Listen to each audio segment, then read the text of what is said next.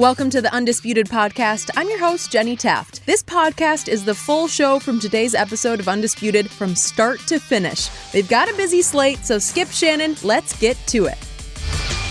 Welcome to Undisputed. We are live from Los Angeles. I'm Alex Curry here with Skip Bayless and Shannon Sharpe. Good morning, guys. How are we doing today? Good morning. Oh, yeah. Oh, you the old freak? Old freak? The best player in the NBA.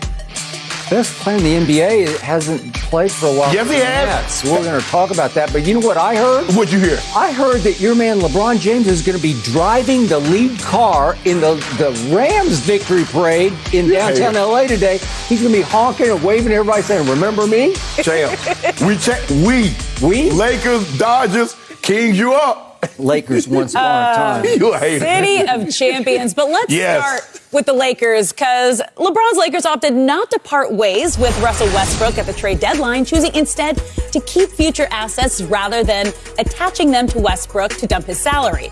Now, despite currently sitting in the 9th in the West, the Lakers are reportedly, quote, not ready to pull the ripcord on that Russell Westbrook experiment. They feel like the team, the coach, the coaching staff, everybody has not done enough to say that this is not going to work. Now, Russell Westbrook is a future Hall of Famer. There are different ways that he can be used. So, Shannon, are you okay with LeBron's Lakers going forward with Russ? Well, the Lakers really don't have a choice, Skip. Once the trade deadline passed and Russ was still on their roster, what else could they do? He's not accepting pennies on the dollar. He's not going to let you buy him out for 85% of the money that he's owed. So that wasn't going to happen. Now, the better question is, okay, are they going to, not ready to pull the ripcord this summer? I believe that's when they have the better option of getting off Russ. I just think a better question, Skip, do you believe the Lakers, LeBron Lakers, will send make Russ come off the bench? Which I do not believe, because then I think Russ I'm not, bro. This is not me. I'm not doing that. Agreed.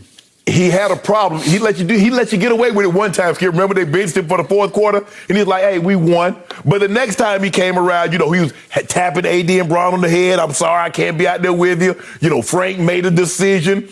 You see it started to spill over. And then the next game, he was mysteriously hurt. His back tightened up. Back tightened up, Okay, go ahead. So that's the thing, Skip. But you know what? I was thinking about this all last night, Skip. The problem is that Russ has not played well, and it's allowed us to fixate on Russ. But the guy that's been worse than Russ, you know who it is. You know who it is. The quote-unquote GOAT has a new scapegoat. You will not find one Laker fan. You will not find one basketball analyst that said Anthony Davis. You said Anthony Davis was a top 5 talent, top 10 talent. Coming into the year, he was surely ranked that way. Has he played to the level of the talent would suggest? I don't think he's been Russ bad, but I think he's been not AD good. But Skip, and the thing is, AD needs to be on a nightly basis. He needs to be first or second best player. There have been nights that he's been third or fourth best player. That's not good enough. But back to our originally scheduled programming, they're stuck with Russ. And that's what happens when you get a guy that only you, a championship contending team, which the Lakers believe they were. When you're the only one that wants a guy, it better work.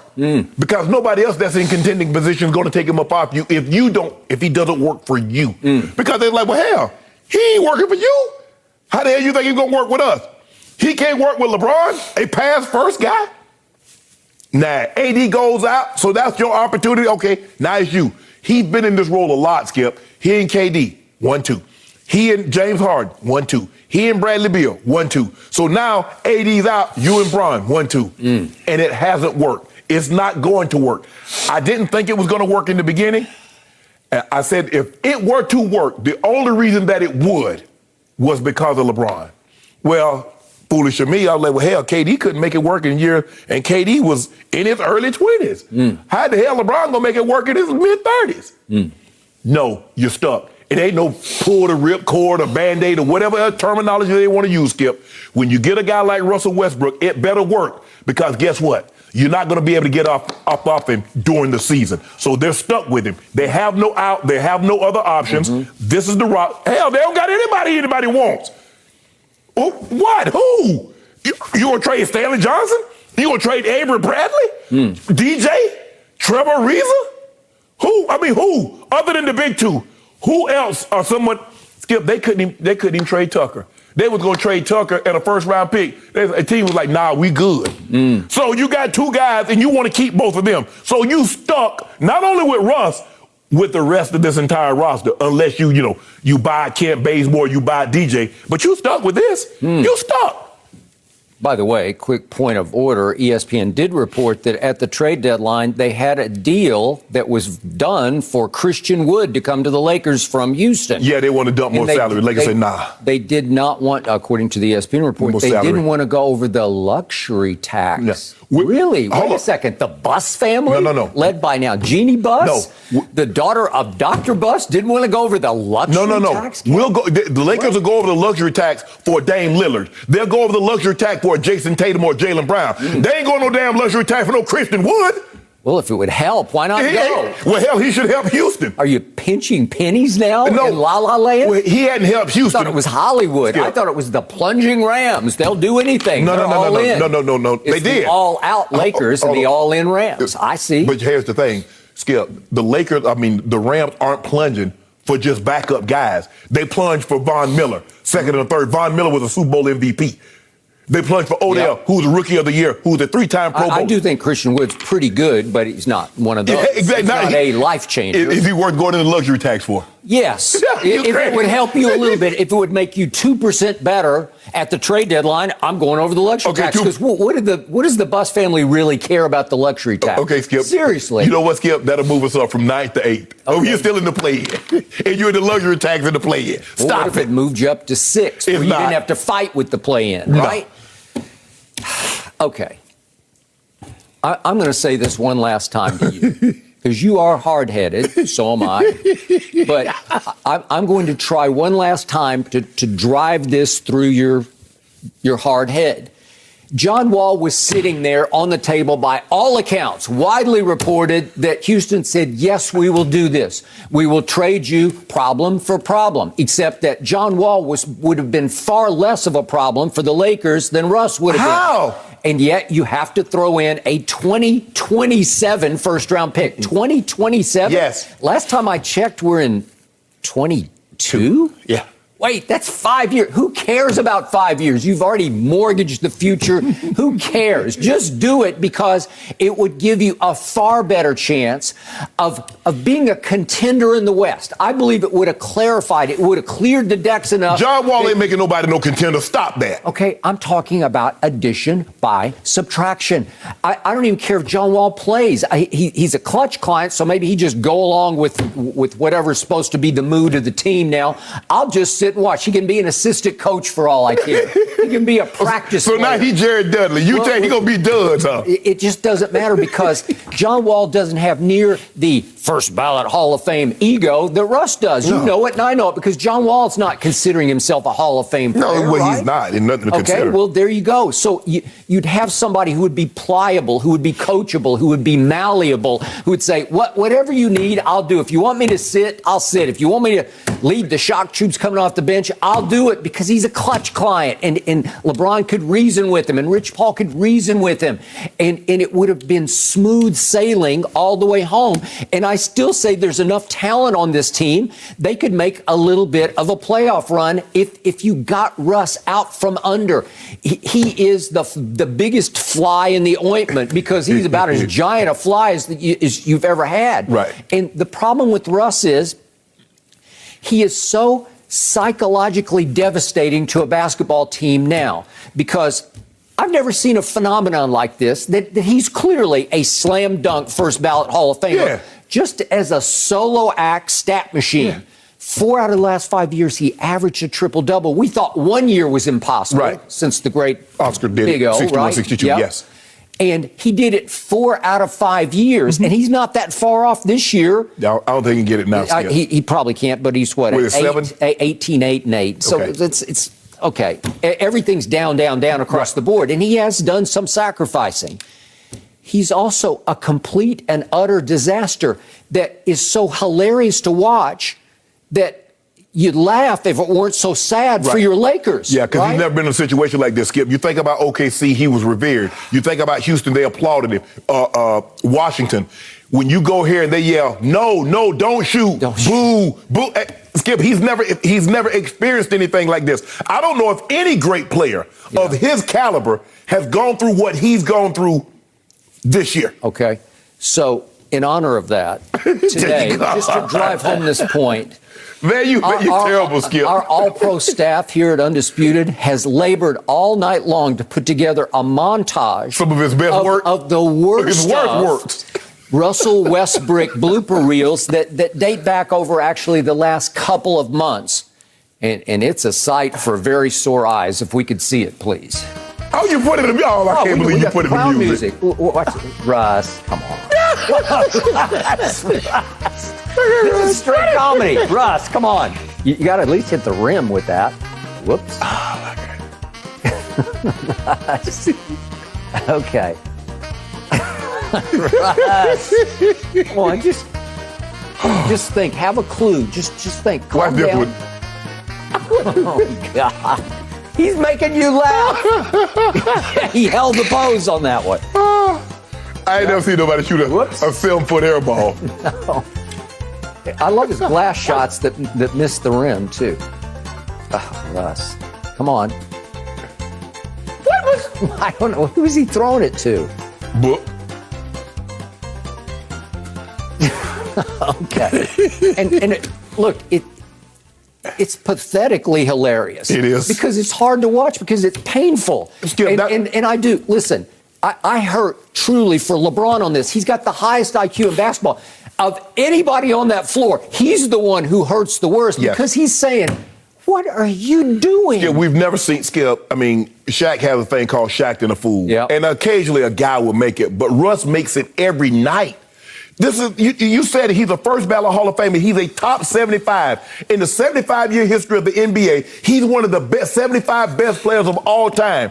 And he's on an edition of bloops and follies on a nightly basis. We've never seen someone like this as acclaimed as Russ. Never, ever.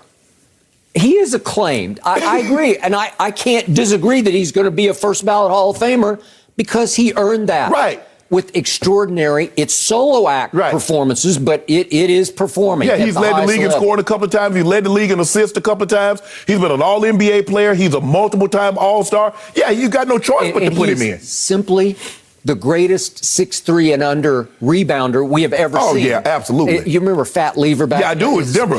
Denver days. But I used to think he at 6'3" was the greatest rebounding guard I've ever seen. This guy is way beyond in effort and explosive athleticism and natural strength. I don't know how much he hits the weights. I think he does hit the weights, but he plays strong. Right. He plays strong in the paint, going for loose balls. But the thing that annoys me, Skip, is that with Russ, he'll make a play and he'll do this or he'll do that right there or he'll hold the pose. Okay, when the reporters ask him, well, Russ, you didn't have a good game, he gets upset.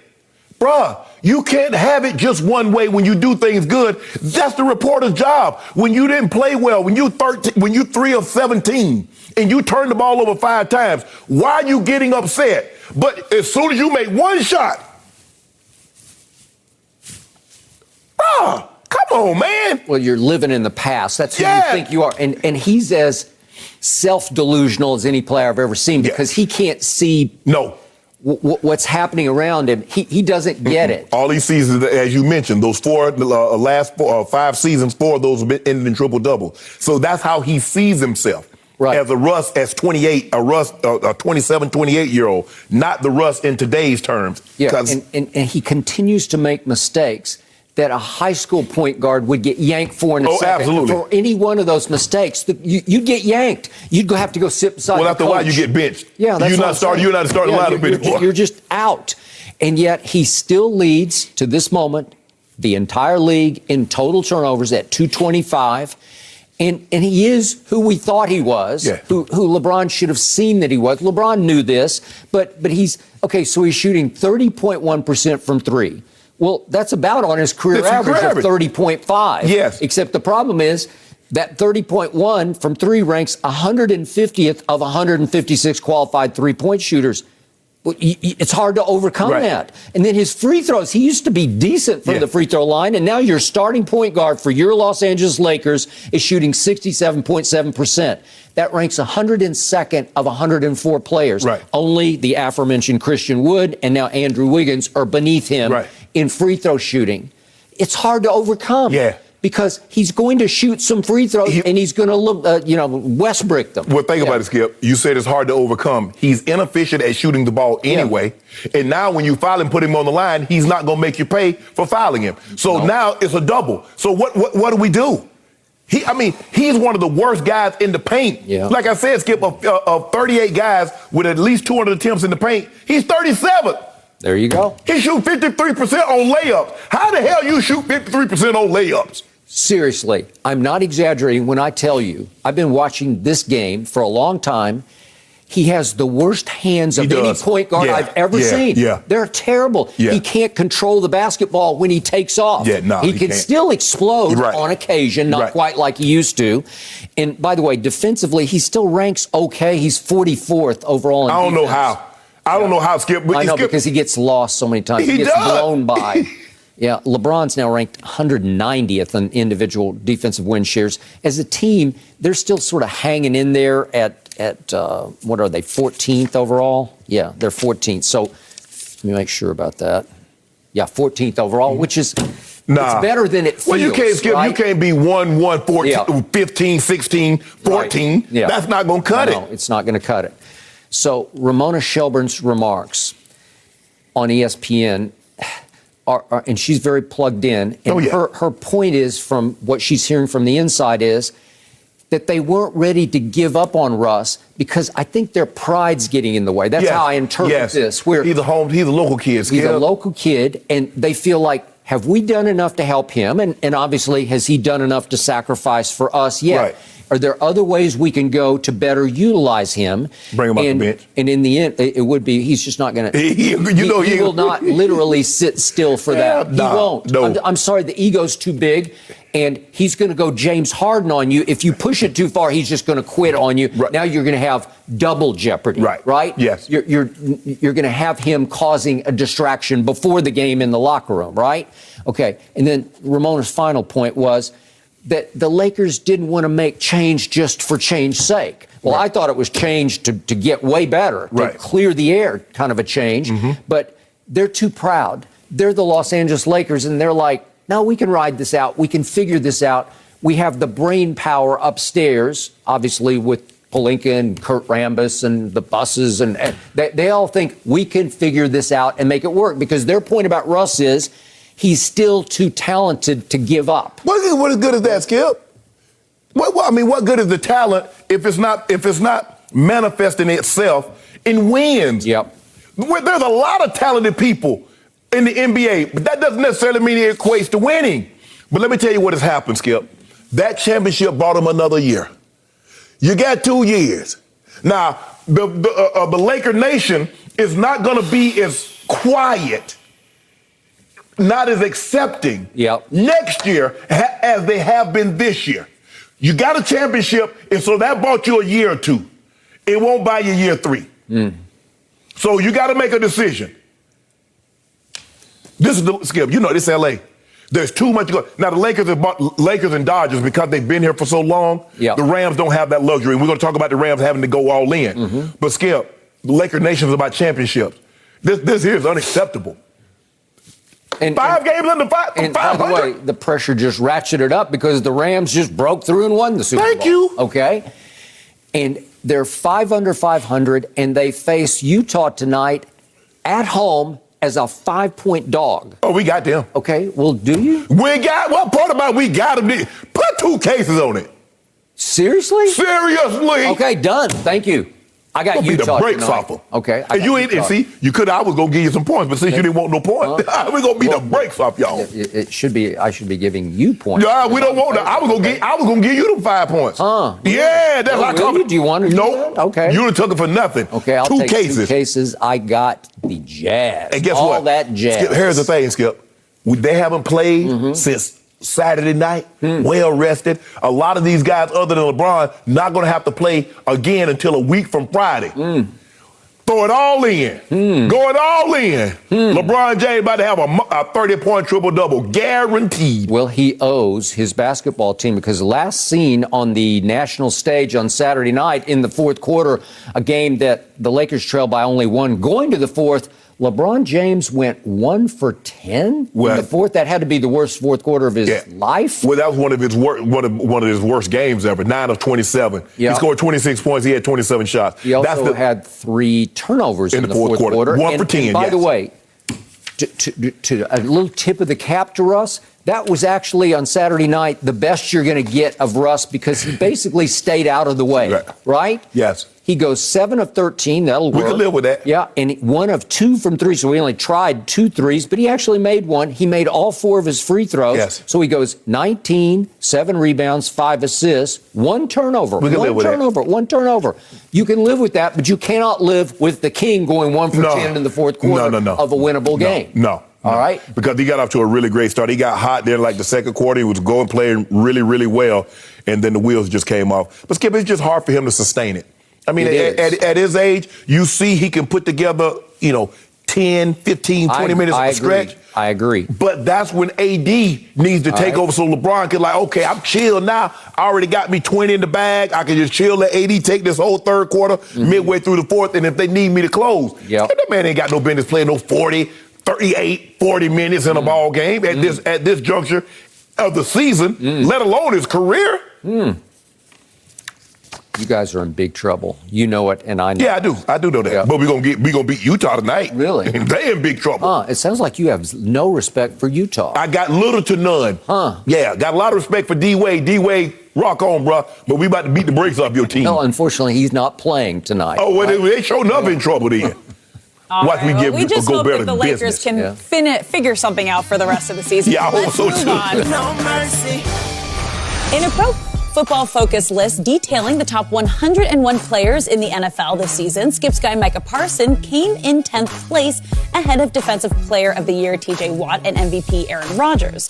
The rookie's hybrid skill set was applauded as they pointed out Parsons finished the season with the best QB pressure rate and pass rushing grade of any player in the league. Shannon, was he one of the 10 best players in football this year? Absolutely not. Not even. Micah Parsons is a phenomenal player, has a very, very bright future. But he was not one of the 10 best players in the NFL this year, by no stretch. How the hell has he had a better season than Aaron Rodgers, who won the MVP? Going away. T.J. Watt, who won Defensive Player of the Year, going away. He had a better season than Jonathan Taylor, who won the rushing title by over 400, 500 yards. A better season than Nick Bosa. Jamar Chase, rookie season was as impressive, if not more impressive, than Micah Parsons. Do you disagree? I didn't think you would. Tell me what's It's not your turn if just you yet. Want to hand me the football, I will run with it. Oh, it's Skip Bayless. He loved to throw out stats. Michael Parsons, only 1 sack in his last 3 regular season games. Didn't have one in the playoffs. Didn't have a game in which he had 5 or more tackles. In the last 7 games, you love tackles. That sounds like Aaron Donald.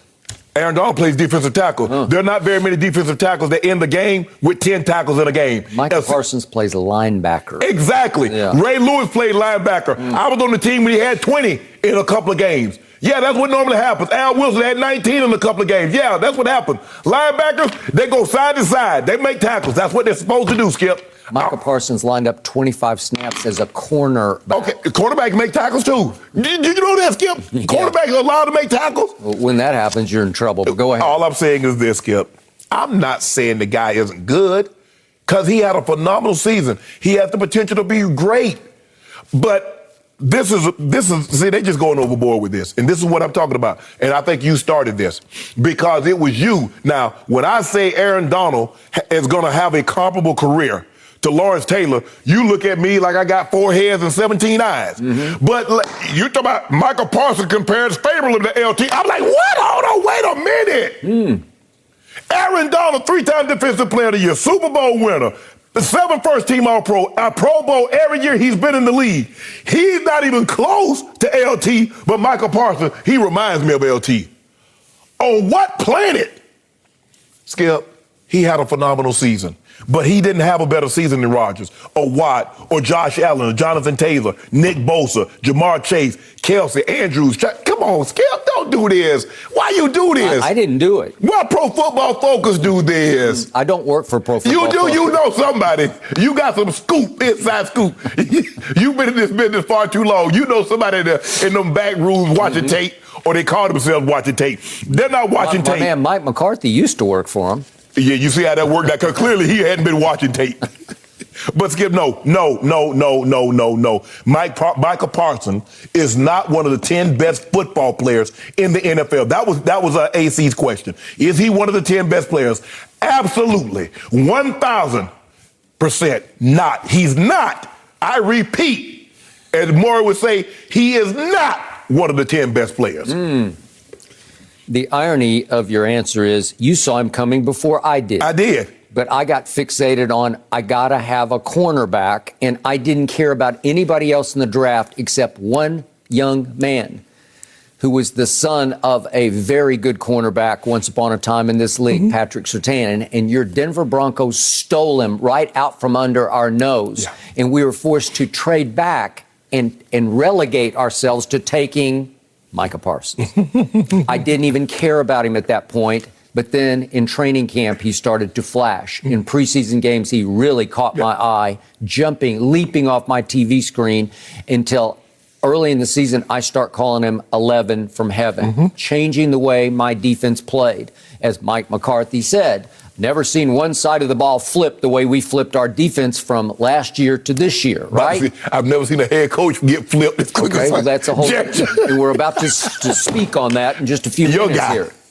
But the point was that the reason that one side of the ball flipped is because 11 from heaven just fell out of heaven right into their laps, and he changed the way they could play defense because he does do it all.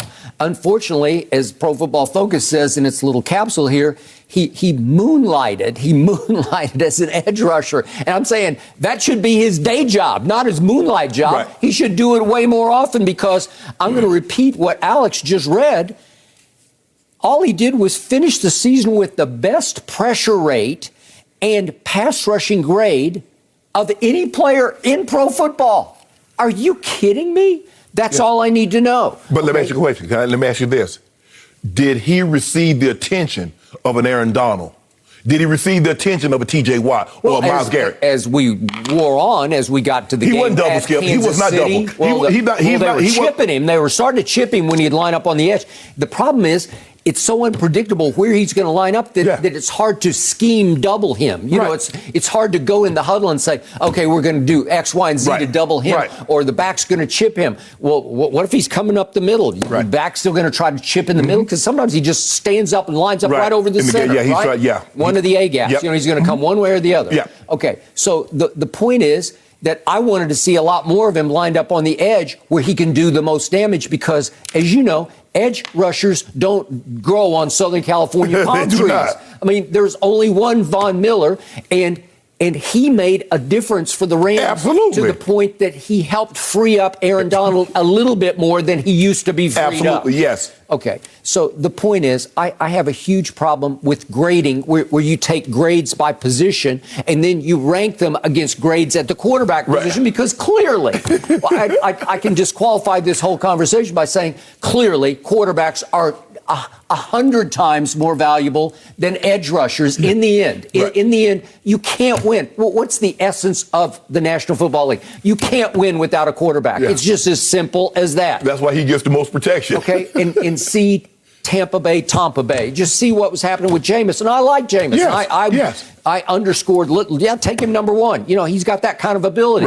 But you saw what happened, 7-9, and then all of a sudden here comes Tom Brady, and you go win the Super Bowl. Okay, it just makes such a huge difference. So when you tell me that Micah's ranked 10th ahead of Aaron Rodgers at 18th. Come on, Skip. At 18th? Well, that's just wrong. I'm sorry.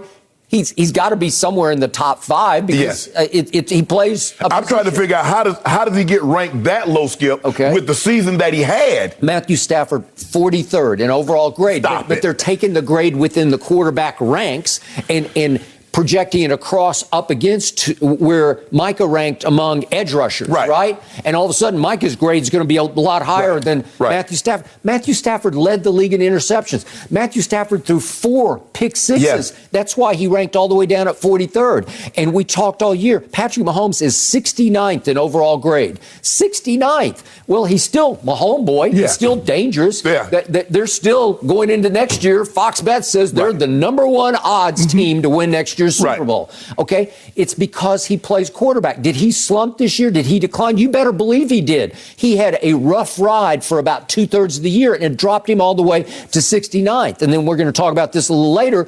My quarterback, Dak Prescott, got off to a rip-roaring start, and then he faded, and he slumped. And he wouldn't acknowledge his slump, but he went into the worst slump of his career, and it dropped him all the way in overall grade by Pro Football Focus to 81. 81. So Micah is 10, Dak is 81. Right. I get that. I get the perspective, the lack of perspective here. All I know is this kid is very special. Yes. He's different special because I love his intangibles as much as his tangibles. Right. I love it when he was asked last week, what will you remember most about your memorable rookie year? Right. He said that we lost in the first round. Bingo. We'll get used to it. Okay. He's going to be there for a while. Get used to it. No, he's not going to get used to it. Yes, you are. He's going to go in possessed trying to figure out how to right that wrong. I mean, D. Ware had the lead to go get him a ring and to get to the playoffs on a regular occasion. Okay. He did. He went along for the ride. No, DeMarcus Ware did not go along for no ride. You watched that Super Bowl against Cam. There was this guy named Von Miller, right? Yes. But hold on. Did you watch the championship game, what they did to Tom Brady? Okay, I got it. Well, it helps to have 2, right? Oh, absolutely. It helps to get single blocked. But my point is that they're showing you what I was trying to tell you yesterday.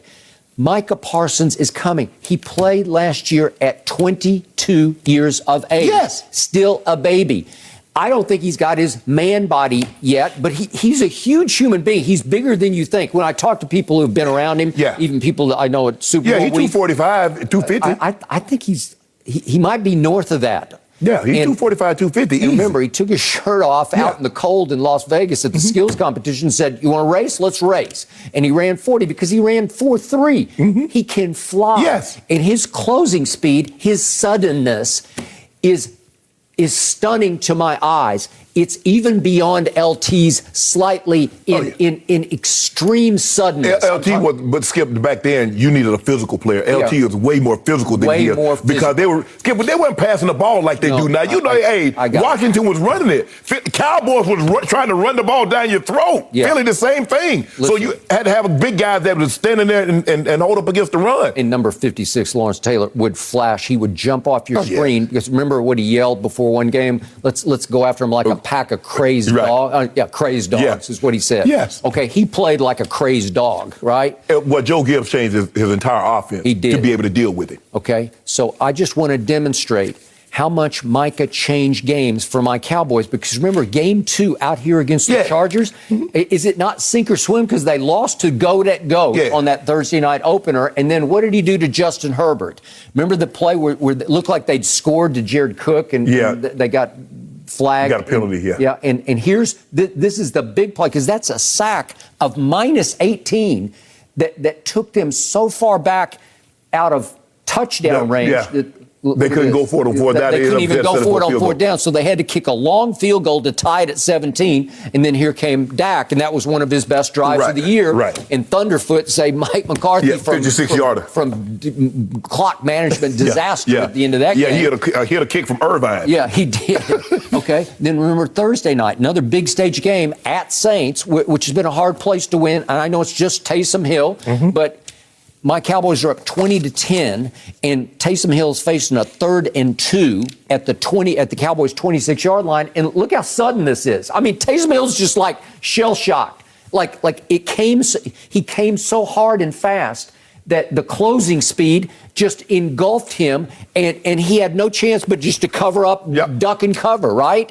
And not only did it take him out of field goal range, they had to punt, and it was about to be 20-17, and all of a sudden it's still 20-10, and we're able to hang on and get the win, right? Okay. Then remember what happened at Washington against your little man Tyler Heineke early in the game in the first quarter.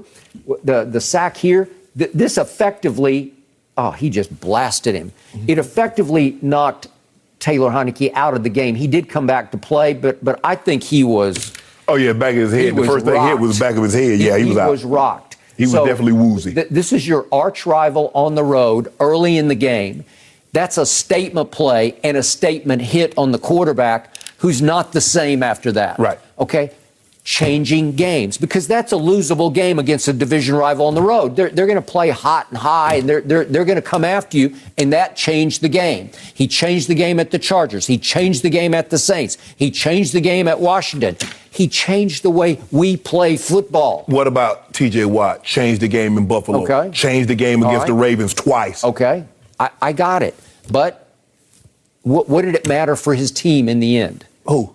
For the Steelers. They went to the playoffs. Okay, I got it. But this kid at 22 really mattered for this team because he became heart and soul. He became not the emotional leader, but just the in presence leader of the team. Yeah, that man had 22 and a half sacks. Okay. I mean, come on. What about Jonathan Taylor? Did Jonathan Taylor not have an outstanding season? The running back for the Indianapolis? Sure. No, I got it. But now you're grading by position, But I'm saying they're basically saying that Micah Parsons was the 10th best player in all of football if you consider the grades. And I'm saying that he's not the 10th best player. Okay. Regardless of whatever you're looking at, by no metric is he the 10th best player last year. I'm not saying what he might not become, Skip. I'm saying last year, Micah Parsons wasn't the 10th best player. Okay. I'm also reiterating he was right in the middle of not defensive rookie of the year, defensive player of the year until they hit a rough patch as a football team, thanks to your Denver Broncos, and they had 3 out of 4 losses. Remember, they did come back and get Atlanta, but then at Kansas City and then Thanksgiving Day took 5 years off my life against the Raiders.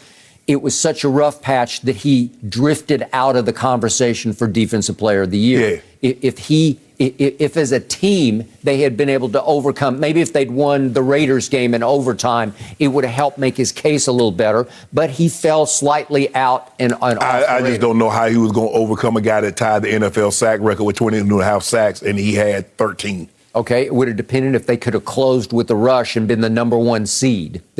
If you got that going, then you got a shot. He played for the Cowboys. Well, what shot was that going to happen?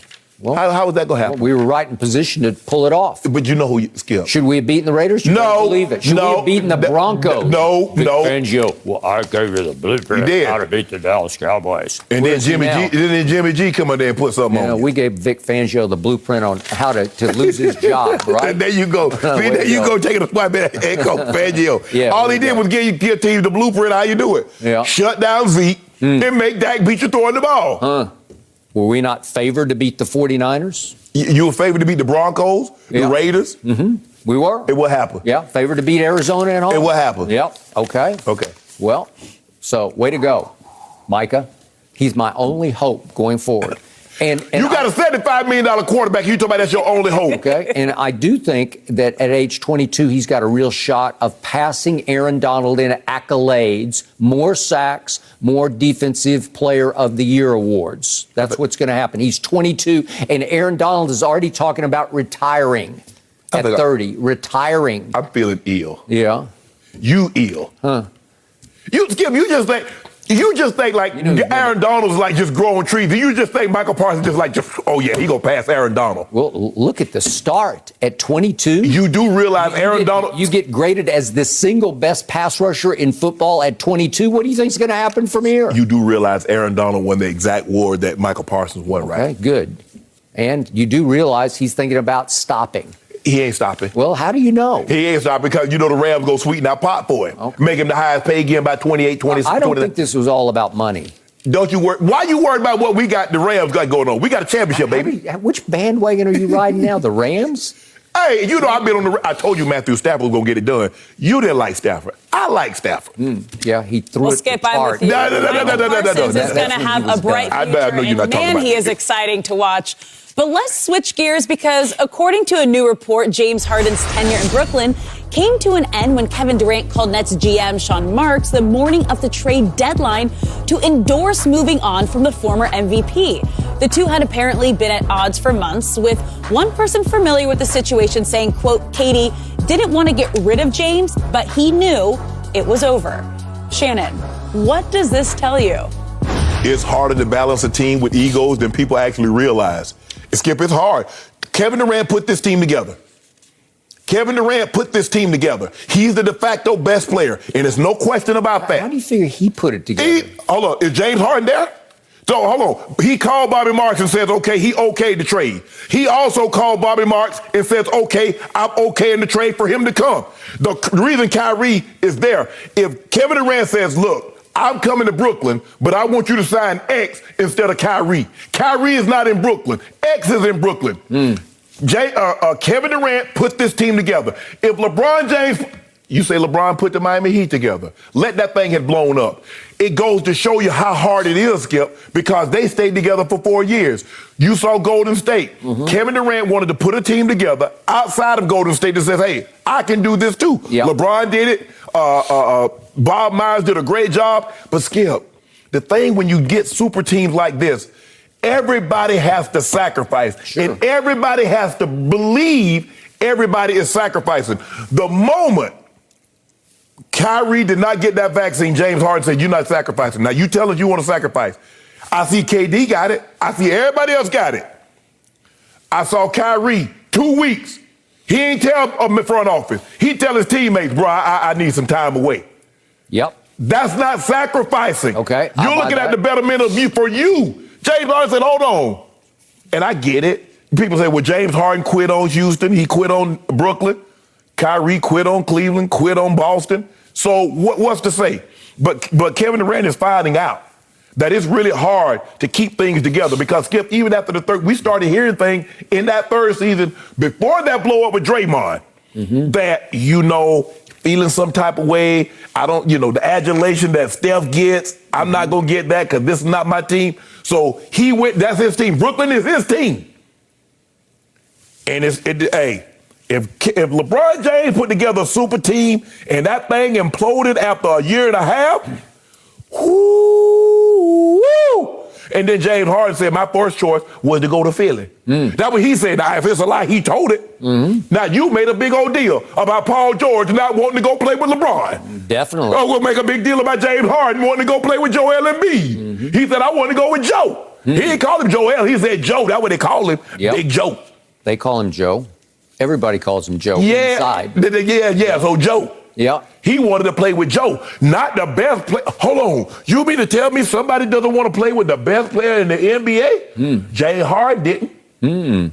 Skip, this was bound to end the moment Kyrie didn't get that vaccination because James Harden said, I thought we were all in this together. I thought we all wanted the same thing. He didn't sign up for a part-time player, and that's what he was getting. I don't know anybody is that we're trying to accomplish something, but you could only play on the road. Well, hell, we got 41 games at home. What the hell are we supposed to do with you? What the hell we got going on, Skip? That's what happened. Their egos, it's now reported that the style of offense, the style of play they were going to have, KD wanted free flow like they had in Golden State. James is more of an ISO, but I thought James had done a great job blending in, Skip. You look there, he came to last year, he finished third in the MVP. So clearly he could play a style, but it's hard, Skip. It's hard when you got egos like this because everybody has been the man elsewhere. Yep. Now you bring 3 men. That's why I take my hat off to Chris Bosh, who was the man in Toronto. D. Wade had won a championship, a Finals MVP in Miami. It was Wade County. And then LeBron, we know what LeBron was. And guess what? D. Wade say, LeBron, you the best damn player.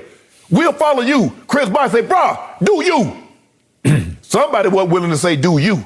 So everybody got to be willing to make a sacrifice. And I'm not so sure everybody with that big 3 in Brooklyn was willing to make those sacrifices. Who was the leader of the Heatles, as they were first called when LeBron went there? Who was the leader of that team? It was D. Wade. Whose winners' intangibles were much higher than either Kyrie's or James Harden's? Chris Bosh, because he's a really good guy. Yes. He was willing to do whatever it took. Yes. And I was hard on him early because everybody was hard on him because he was the third wheel and he was the most glaringly easy target when they got off to that horrible I early think they were started out 9-8. Yeah, and they lost a Monday night game at home to Portland, and they were big favorites. I think they might even been double-digit favorites to win that game. Chris Bosh was a 2010 guy. People don't realize that in Portland. He was an all-star. And you know the third guy, Skip, with LeBron, Kevin Love. Remember Kevin Love was a 26 and 14 guy. He was.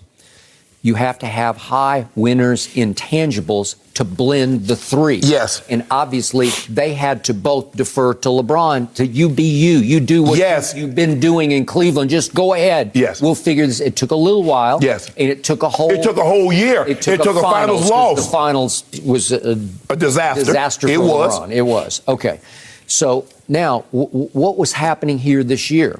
Well, let's start with the fact that Kevin wanted to go to the Knicks. So Kevin, shockingly to me, deferred to Kyrie and said, okay, if you want to go to Brooklyn, I'll go to Brooklyn. Right. Kevin's attitude was, I just won back-to-back finals MVPs. Right. I got my rings. I got 2. I'm good to go here. KD a made man wherever he goes. Wherever he goes. And he said, look, I love you, man. If you really want to go to Brooklyn, let's just go to Brooklyn. Right. Then. So he did not Bigfoot Kyrie and say, we got to turn the Knicks. We could save the Mecca of basketball. Right. We could turn around.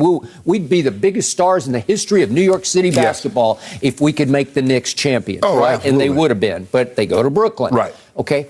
James was angling to come there. James just wanted out. He wanted to go, I'm sure because of Daryl Morey, that he wanted to go to Philly first. Familiarity. But he just wanted out of Houston. Correct. I agree with that. And the option of, wow, I could pair up with those guys. Right. We could go big super team. And I think even you acknowledged, well, this is the greatest we had never seen anything like this. Of basketball talent we'd ever seen. On just pure offensive scoring talent. We've never seen anything like those three, right? Yeah, all three guys are sensational one-on-one. Okay. So listen, I trust Kevin Durant, as I've told you from the start. We're going to get deeper into this versus Giannis, but I trust his winners' intangibles way beyond Kyrie's and 100,000 miles beyond James Harden. So according to this report, they had played the year before through the offseason. They'd gotten together and played a lot of pickup basketball. Right.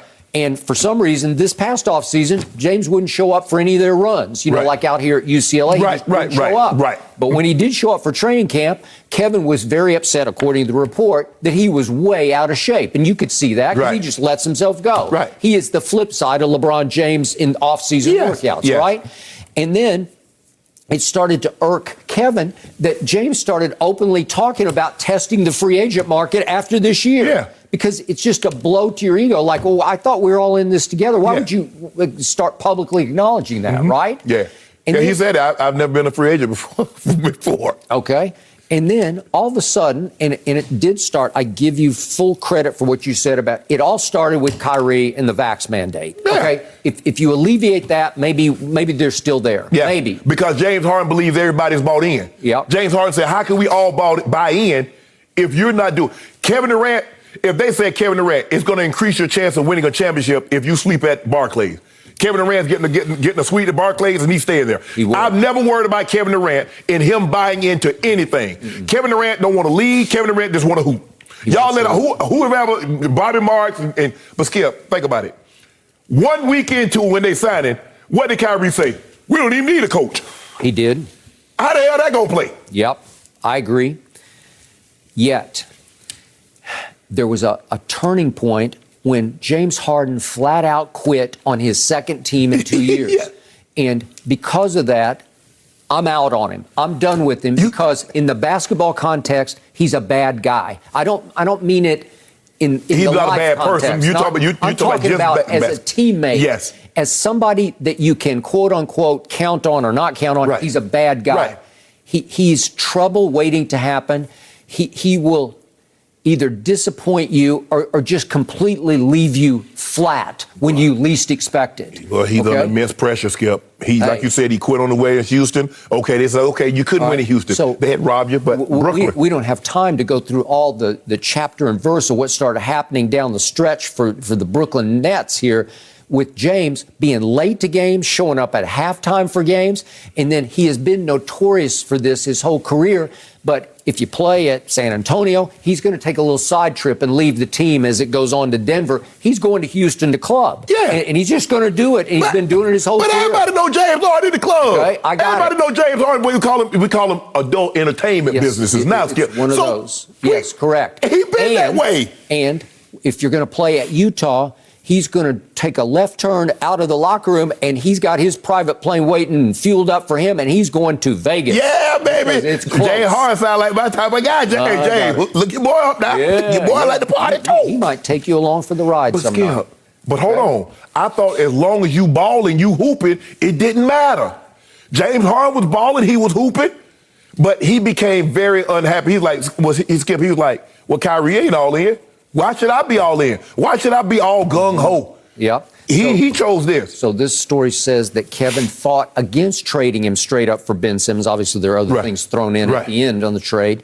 But in the end, according to this, somebody close to Kevin said, Kevin in the end was like, F it, James isn't bringing SH to this team. Well, he wasn't. He just quit. Yeah. And so at some point, you just say, okay, you got to cut your losses, Skip. You got to cut your losses.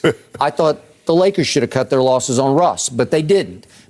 But Kevin said, that's enough of this. And then he showed you live on national TV during the All-Star draft just how out he was on James because he refused to acknowledge him. And in the end, he refused to pick him. Right. It was like, here, take him, silver platter here, and he wouldn't pick him. I tell you what we would have been willing to do, trade you Russ for James Harden. The salaries match. Straight up. What would the Nets do with Russell Westbrook? Y'all got KD and Kyrie. Yeah.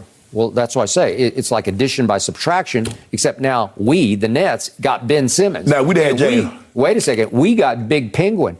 Now you like the Big Penguin. You didn't like him last year. We got the other Curry, who's a pretty good Curry. He's a pretty good shooter. He ain't Steph. 40%. No, Steph, he's not Steph. But he ain't Steph. Okay, but he's pretty good, and he was pretty good the other night when they actually won a game and beat Sacramento. I remember when I was talking about Andre Drummond saying, hey, he can give you this, and you came out here with these stats. Somebody had wrote an article. Nobody equates to not winning more than Andre Drummond. Those 17 rebounds, those 15 rebounds have no correlation to winning. You came out here with a big old stack and stacks of paper. Yep. And then he went to Philadelphia and he started to Big Penguin ball out. And he was backing up the best big man in basketball, and he was playing Nikola Jokic, he was in Philly. He wasn't in Denver. No, the best big man, is called Joe inside. Jokic. No, Joe. Joker. And all of a sudden, the real AD last year on the Lakers was Andre Drummond, and I didn't know it until he got out from under LeBron. So now he out from under LeBron. AD. Wow, interesting. So here he went, and they just stole him because he's going to be a starter for them. He's going to be the starting big man they did not have. Skip, Kevin is finding out it's a lot more difficult to manage egos, especially if somebody is not. The thing is, you go to Golden State, Steph, Clay, Draymond, they all in. Yeah. What is it? Oh, it's all about winning. Kyrie don't care about that, Skip. He got whatever it is, whatever, if it's his family, got no problem with that. Other things, he want to be a crusader, I got no problem with that. But if you trying to win, winning has got to trump all of that. James Harden saw that, okay, KD's in, but I see a guy that can only play half the time. I see a guy that there are other things that are more important than basketball. So why if he's not all in? So why does it matter if I leave? If I arrive at this location when I need to be there, who cares if I ride with you? Y'all not paying for this fuel in my plane. I'm doing what I want to do. And that's what happened. Kevin is finding that out because in Golden State, everything was peachy. Occasionally, you could bring the families on the plane. Everybody they get together, have team dinners. Everybody was bought in. But Kevin, you have to understand, those guys grew up together. They grew up playing together. They were New Edition. Yeah. Then you Johnny Gill. You cannot sing them all now. I give you that. I got it. And so he's finding out it's harder than you thought. It's harder than you think to put three guys together, Skip, because, and I told you when James got there, I said, Skip, he a different James Harden when he first went with KD. 6 man coming off the bench. He a different animal now. Kyrie hit that shot. Kyrie wanted to be on the level of LeBron and couldn't understand why he wasn't. Why hit the shot? That is true. And so Kyrie's ego's up here, James' ego's up there, Kevin Durant's ego should be through the roof, consider what he's done in this league. That is correct. But when he was out on James, that's when you should know it's way over. Yeah, Kevin Durant will forgive everything. Kevin Durant just care about hooping. He don't care nothing about that. And because he's so out on James that he wouldn't even mention his name nor pick him in the All-Star draft. That was petty. You know that was petty. No, it was significant is what it was. It was. And it sends a resounding message to Philadelphia, don't trust that guy. Because if Kevin is out on him, you should be out on him too. Well, hey, look, and LeBron did that. LeBron was trying to hey, you go ahead and get him. You get it. He tried. He tried everything in his power. Yeah. He thought it was funny, and it was funny. Hey, and LeBron knew it. That's why LeBron brought his clipboard. Yeah. LeBron knew, like, okay, I'm just going to keep doing this. Yeah, we'll find out soon if this trade is going to work. No mercy. Mike McCarthy found himself unexpectedly on the hot seat after the Cowboys' early playoff exit, combined with Jerry Jones's love for Dan Quinn and rumors about Sean Payton. In an interview yesterday, McCarthy admitted, quote, "Are these narratives unusual? Absolutely. I've never dealt with anything like this. I've always, frankly, just kept it about winning. I've always taken a blind eye or a blind ear to those things, but that's not the case when you work here." Shannon, McCarthy also gushed about his good relationship with Jerry. So what do you make of this? Well, it can't be too good. The coach is the owner is actively trying to replace you. I've never, Skip, what does, I'm the head coach.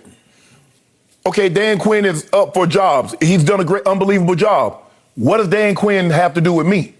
Okay, why are you addressing a rumor with Sean Payton? I'm employed. So what does that have to do with me? Jerry Jones is the only one that can make a rumor or an innuendo worse because he has to open his mouth. He would be the worst boss to play for because he has to constantly remind you, I'm your boss, and at any given time, I can have you in the unemployment line. That's the worst kind of guy to work for, Skip. I understand you're the boss, but you don't have to come in here every damn day and remind me that you're the boss and that I'm working for my job. Yep. I'm like, why? I mean, what do you get out of this, Jerry? But this is who Jerry is. And it serves him right. This is what, Mike McCarthy, you got the job because you're what we call in our community a do-boy, a doie. Because you'll do whatever Jerry Jones says. Not that it's in the best interest of the team. Yep. It's just that's what he wants you to do. True. So when you do that, and it serves Jerry right, because it was a sham interview, you got exactly right. Mike McCarthy is the perfect type of coach for Jerry Jones. He's non-black, and he's a do-boy. That's the perfect coach for Jerry Jones. Can't get any better. It's textbook. Yep. Garden variety, basic, fundamental. I will second both emotions. So for me, they deserve each other. You know what's going to happen, Skip. Mike McCarthy is going to win the division. They'll lose in the first round. And Jerry Jones is talking about he's frustrated with all the level of talent that I've accumulated and yada, yada, yada, yada. And then Mike McCarthy will lose his job. But that's just this makes no sense. I don't get what Jerry hopes to accomplish by this. Either fire the man or keep your mouth shut. It's as simple as that, Skip. You out here, Dan Quinn, of course he could be the head coach. Hell, of course. Not black, and he's a head coach. Okay, duh. So for me, I don't get what Jerry does. I don't get why he does this. I really don't. Besides, Jerry wants to make it about him. That's why you say, well, I openly said Jerry should go get Tom Brady. Jerry could never do Tom Brady because Tom Brady's going to be the face of the team. Yep. And Jerry Jones wants to be the face of the team. Skip, some people, I couldn't play, so if I couldn't play, I bought me a team. Jerry couldn't play past the college level, so what did he do? He's like, well, damn it, I go buy me a whole team. Yeah, but by the way, Jerry played at a much higher level than probably any other owner. Oh, yeah. I don't think Jerry was a starter on a national championship college football. Except old owner Jerry Richardson actually played in the NFL. That's a good one. I can't think of anybody else. I can't even, off the top of my head, no. Ballpark, no, right? No, you're absolutely right. And by the way, to all your points, it's pretty significant that we just watched a Super Bowl game whose two owners are neither seen nor heard, right? There is out of sight and out of mind. AFC Championship game on the stage or the Super Bowl game on the stage. That's it. Yep. Kroenke and Mike Brown. Hell, I didn't even know Mr. Kroenke. I never seen him, never really heard him speak before. So I'm like, does he speak? Until you mentioned that, okay, I had to go back and find the copy that he was actually talking at the championship game. Because I had never heard him speak before. I'm not sure I ever heard Mike Brown speak before. No. And he is the son of a famous head coach in this league, right? Yes. Paul Brown. Yes. Okay. My first reaction to this when I heard it last night was, okay, McCarthy's stock goes up a little bit with me because at least he had the nerve, and it took a little bit of nerve, to go public with these narratives are unusual. Right. To go that far, that's tempting fate. Right. Jerry won't love that because you're not. taking a small shot, just a small one, at Jerry. The mere fact that he had this discussion, that he was talking about what he and Jerry discussed. That is correct. Jerry won't love any of those points. Of course, in the next breath, he's saying, I love Jerry, he loves me. And when he did go to Jerry, according to McCarthy in this interview, when he did ask him about what's up with the Dan Quinn narrative and what's up with the Sean Payton narrative, that Jerry's response was, you and I are in this thing back to back. That's a classic Jerry. Back to back, like we got each other. We're like literally back to back. We got each other's back. It's a partnership. Focus on what we need to do moving forward. Well, until tomorrow, when Sean Payton is somehow so available that you finally say, I got to do this. Skip, I don't really like that. I like when somebody say we join at the hip. Yeah. Because guess what, Skip? I like to be pointed in the same direction. If you facing one way, I'm facing another way. We looking in two different directions. Yeah. I think Jerry looking in one direction and Mike McCarthy looking in another. And I don't think Mike realized it. What Jerry's looking at. You are probably right about that. Yet his conclusion was, I have an excellent relationship with Jerry Jones. And I do believe, from Jerry's perspective, it is an excellent relationship because he's pure puppet. He's not going to cross Jerry on anything. He just stuck his little toe in the water of a public comment that Jerry won't love. Mm-hmm. He won't hate it. He just won't love it. So there was one other remark that was made deeper into this conversation with Rich Eisen that caught my ear because it's just so weird to the point of being mysteriously sort of curious. But he's talking to Dan Quinn. This is Mike McCarthy saying, Dan and I had a big conversation about this narrative about he might be the next Cowboy coach. And he says that Dan Quinn said to him, hey, man, I'm not comfortable with this narrative either. If you really feel like I need to take one of these jobs, head coaching jobs, just be honest with me. Okay, now time out. This was the Jerry narrative after Dan Quinn decided to stay in Dallas. Right. Well, so wait a second. You're saying that Dan Quinn is turning down several jobs, like that statement indicates that Dan Quinn says, I could have had the Denver job, I could have had the Chicago job, I don't know, maybe the Minneapolis job, the Minnesota job. No, he couldn't have had the Denver job. Okay, what's that? He couldn't have had the Denver job. Well, are you sure about that? 1,000. In the very, very beginning? 1,000. Okay, because? Because he couldn't have had it. Well, go ahead. Okay. I get your point. All right. So it sounded like he was in the thick of the Chicago one, and it sounded early on like he was in the thick of the Vikings It job. sounded like to me that Jerry Jones made a promise that if Mike McCarthy don't get the job done next year, you're going to be the head coach. That's what it sounds like to me, like he's the coach in waiting. All right.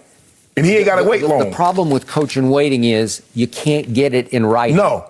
And it's hard to trust what that owner might tell you. Yes. Right? Yes. Because things are going to change. Right. Right? Yes. He'll say, you have my word on it. And Jerry is an honest guy. He's not duplicitous like that. But circumstances can change wildly. Right. To where Sean Payton's available, Dan Quinn's available.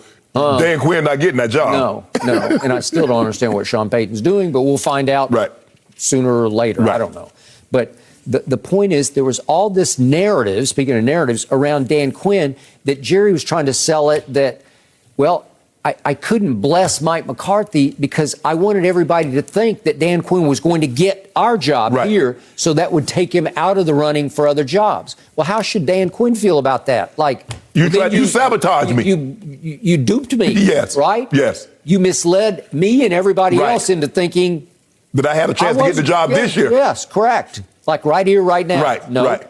Well, it's just too much weirdness, and I still don't know how Dan Quinn is going to feel about this. if in fact he turned down a head coaching job, let's say it's just Chicago. Right. Is it a great job?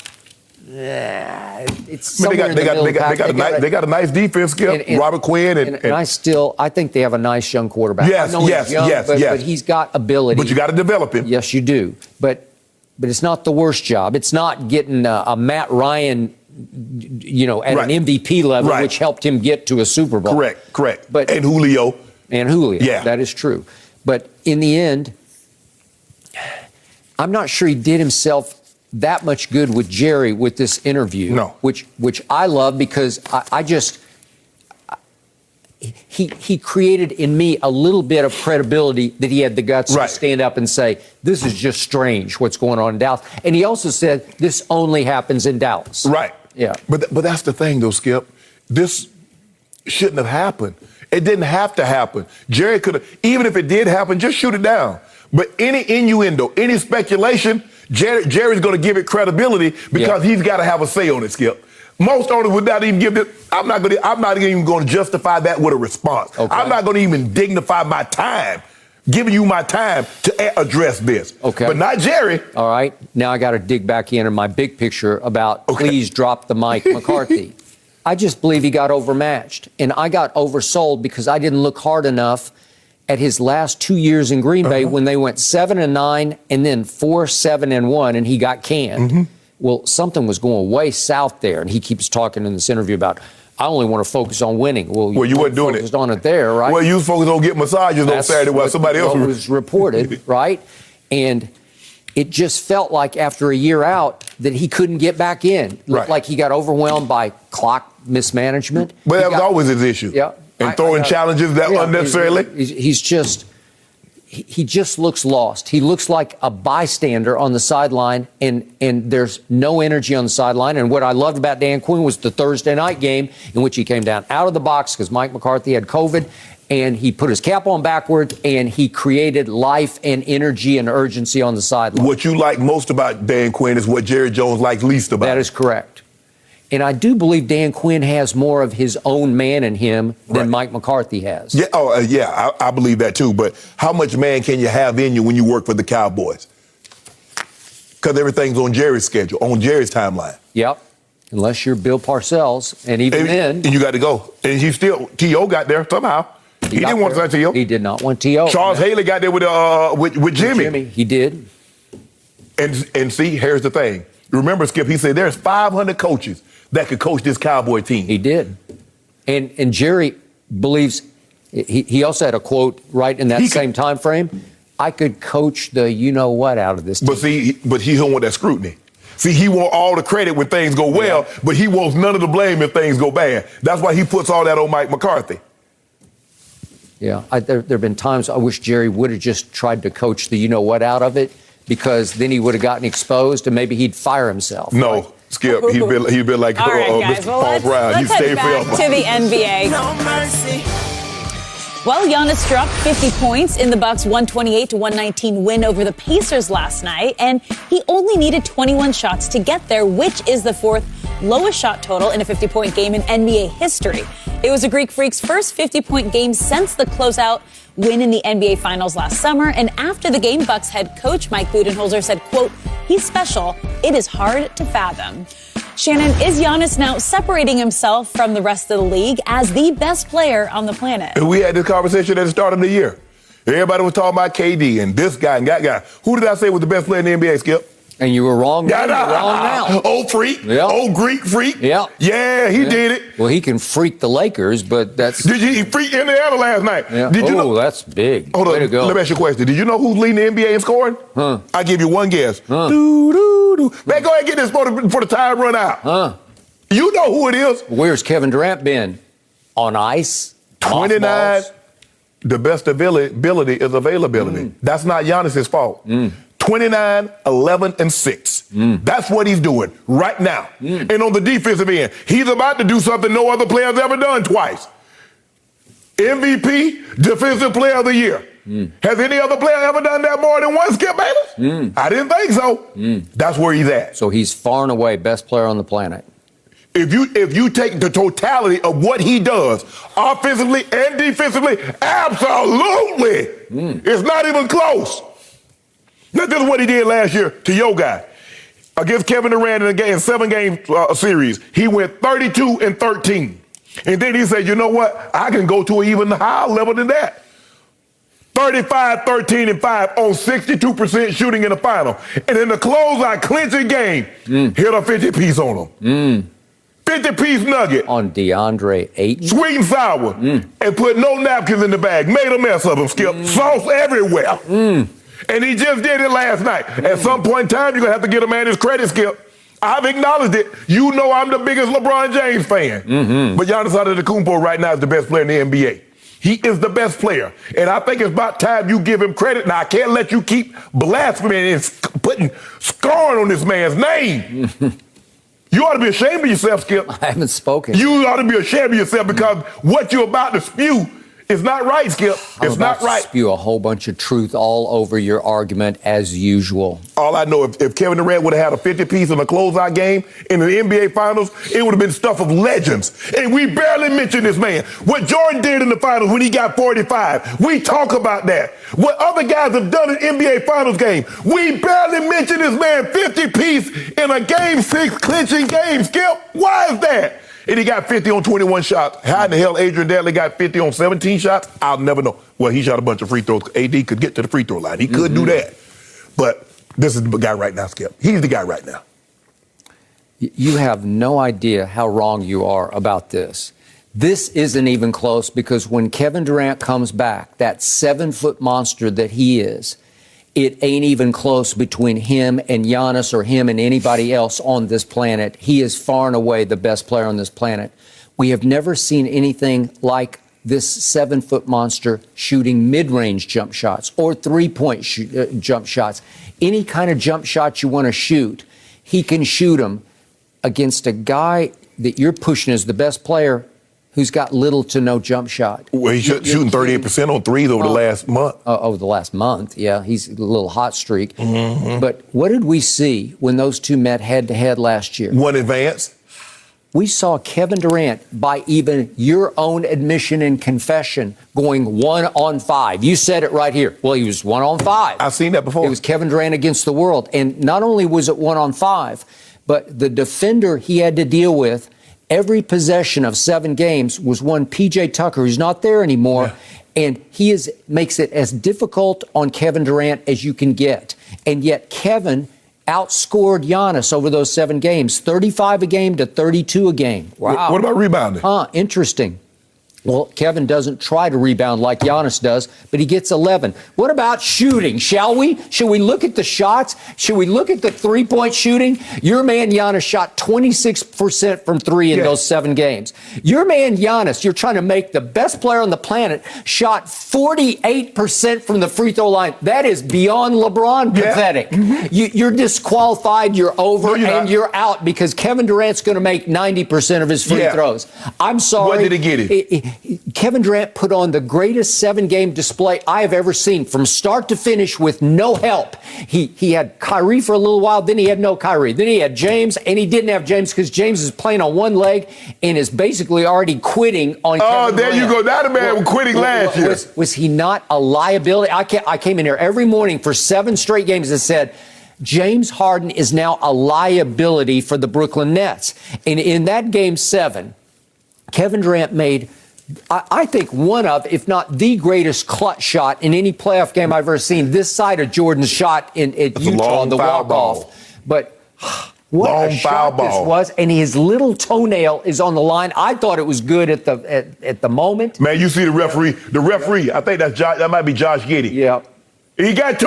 Well, how you thought it was a 3 when the man got 2 fingers down? You thought he said I prematurely rolled on the floor because I thought he had done it again because this man is a clutch shooter, unlike that guy who plays for the Lakers. Now I forget what his name is, the former king. The one that got 4 finals, got 4 chips? That guy, that guy. This is back-to-back MVPs against LeBron by Kevin Durant. Kevin Durant took over back-to-back Game 3s in the King's Palace in Cleveland. We got back-to-back MVPs. He proved, and you acknowledged, he's the best player on the planet. No, I've never acknowledged that. that last game against poor P.J. Tucker, who's just fighting his tail off against Kevin Durant. And what? KD goes for 48 in that game. Yeah. 48. Giannis went for 40. Impossible. It's just impossible. Let me ask you a question. If you don't mind me happen, how many points did he score in overtime? Kevin Durant hit the wall. No. Averaging 43 minutes a game. Whoa. with no help. No. And Skip. now we get to the crux of this argument. Who is and was the closer for the Milwaukee Bucks? Not Giannis. It is Chris Middleton. Has always been Chris Middleton. As we could see what happened in a very low-scoring overtime when it was time to make the shot of shots, the Kyrie-type shot. Guess who made it? Chris Middleton made the 13-footer. That's the game winner. Not Giannis. Chris Middleton. Chris Middleton. Giannis put him up. Giannis made the final shot. He hit that turnaround. No, that wasn't the final shot. That was the game winner right there. Brook Lopez made 2 free throws and they ended up winning by 4. That was the go-ahead shot. That was the dagger. That was the shot from the closer for the Milwaukee Bucks, Chris Middleton. You know it, and I know it. And by the way, they had Drew Holiday and Chris Middleton. And look, you keep going down the line. Wait a second. They had Brook Lopez. They don't have him right now, but they had him last year. Yeah. And wait, they had Bobby Portis, the 2015 SEC Player of the Year, coming off the bench. And they did have PJ. They don't have him now. And they did have Connaughton coming off the bench, just bombing threes, clutch threes. Yeah. You want to talk about help? Kevin's going like 1 on 10 and just lit him up. Hold on. But this is what I don't. I've never seen anything like it. This is what I don't get. The concessions that you make for Kevin Durant, you never made for LeBron. So let me ask you a question. Concessions? What's more formidable, the 2018 Golden State Warriors or the Milwaukee Bucks? What's your point? Because Kevin Durant, Steph Curry, Klay Thompson, Draymond Green, it was LeBron James against that. And you said if he's the king, he got to do it. Yeah, well, if Kevin Durant is what you said he is, he got to win. All those guys, all of whom have come up small in various playoff series, came up very small, starting with Steph Curry, the 2-time back-to-back MVP, one unanimous MVP. They all had to get on a private plane and fly all the way to the tip of Long Island on July the 4th to say, please, Kevin, come and save us. You do realize. Come and save us, and he did. He came and saved him twice. You do realize, like 2 months before that, Kevin Durant had a 3-1 lead on that same Golden State team. A 3-1 lead. And his point guard was who? That was not a point guard. It was Westbrook. So let me get. He got Westbrook. I just want to make you. He got Westbrook. I just want to make. You can't overcome it. Okay, I get that. Yeah. I just want to know one thing. Was he his point? Who was his point guard when he got that 3-1 lead? Chris Paul. Let me see. Who else? Who could have possibly been his point guard to get a 3-1 lead? It wasn't CP3. It wasn't who? I mean, who could have did the most damage to get them up 3-1? It was the best player on the planet, that 7-foot monster, who then came right out of that series we just watched, that 7-game series in which he came up just short because it was 1 on 10, and he took our Olympic team and just took it and put it all on his shoulders. And every time they got in trouble against all that competition, you said, the world's caught up with us. Skip. And guess what happened? Skip. The best player literally on the planet at the Olympics said, I got you. I got you. I got you. You need free throws? Dame just bricked a couple. Just foul me. Please get the ball to me. I'll go down there and I'll swish both free throws to make sure we take home the gold. It's Kevin Durant. I mean, most player literally on the planet. I mean, okay, France, maybe Australia has the most NBA players on their rosters. Have 5. We got 12 NBA players. Yeah, well, I didn't notice. I couldn't tell. 12. And you up here hooting and hollering about we beat France, we beat Australia, we beat Senegal. Really? Every one of the first 2 games, those big games down the stretch, we were in trouble every time, and they all looked and said, Kevin. Skip. Kevin, the one thing Skip, get Giannis his credit, Skip. I give him He's 29, 11, and 6. He plays hard. On both ends of the court. He plays hard. Both ends of the court. Kevin Durant's as underrated a rim prector as you can find. He ain't Giannis. Is he Giannis on the defensive end? No, he's not. Okay, but Giannis ain't nothing like KD the monster. Skip, he gets the same amount of points. Yeah. No mercy. In a Pro Football Focus list detailing the top 101 players in the NFL this season, Dak Prescott was listed 81st overall, ranked behind QBs Kirk Cousins and Ryan Tannehill. The article pointed to Dak's calf injury as the turning point in his year, after which he had 16 of his 24 turnover-worthy plays. But Shannon, on the flip side, Fox Bet Sportsbook still gives the Cowboys the second best odds of any NFC team to win the Super Bowl next year and the 4th best odds overall. How do you explain this? It's the same story with the Cowboys every year. They're overhyped, and their fans buy in, jump on the bandwagon.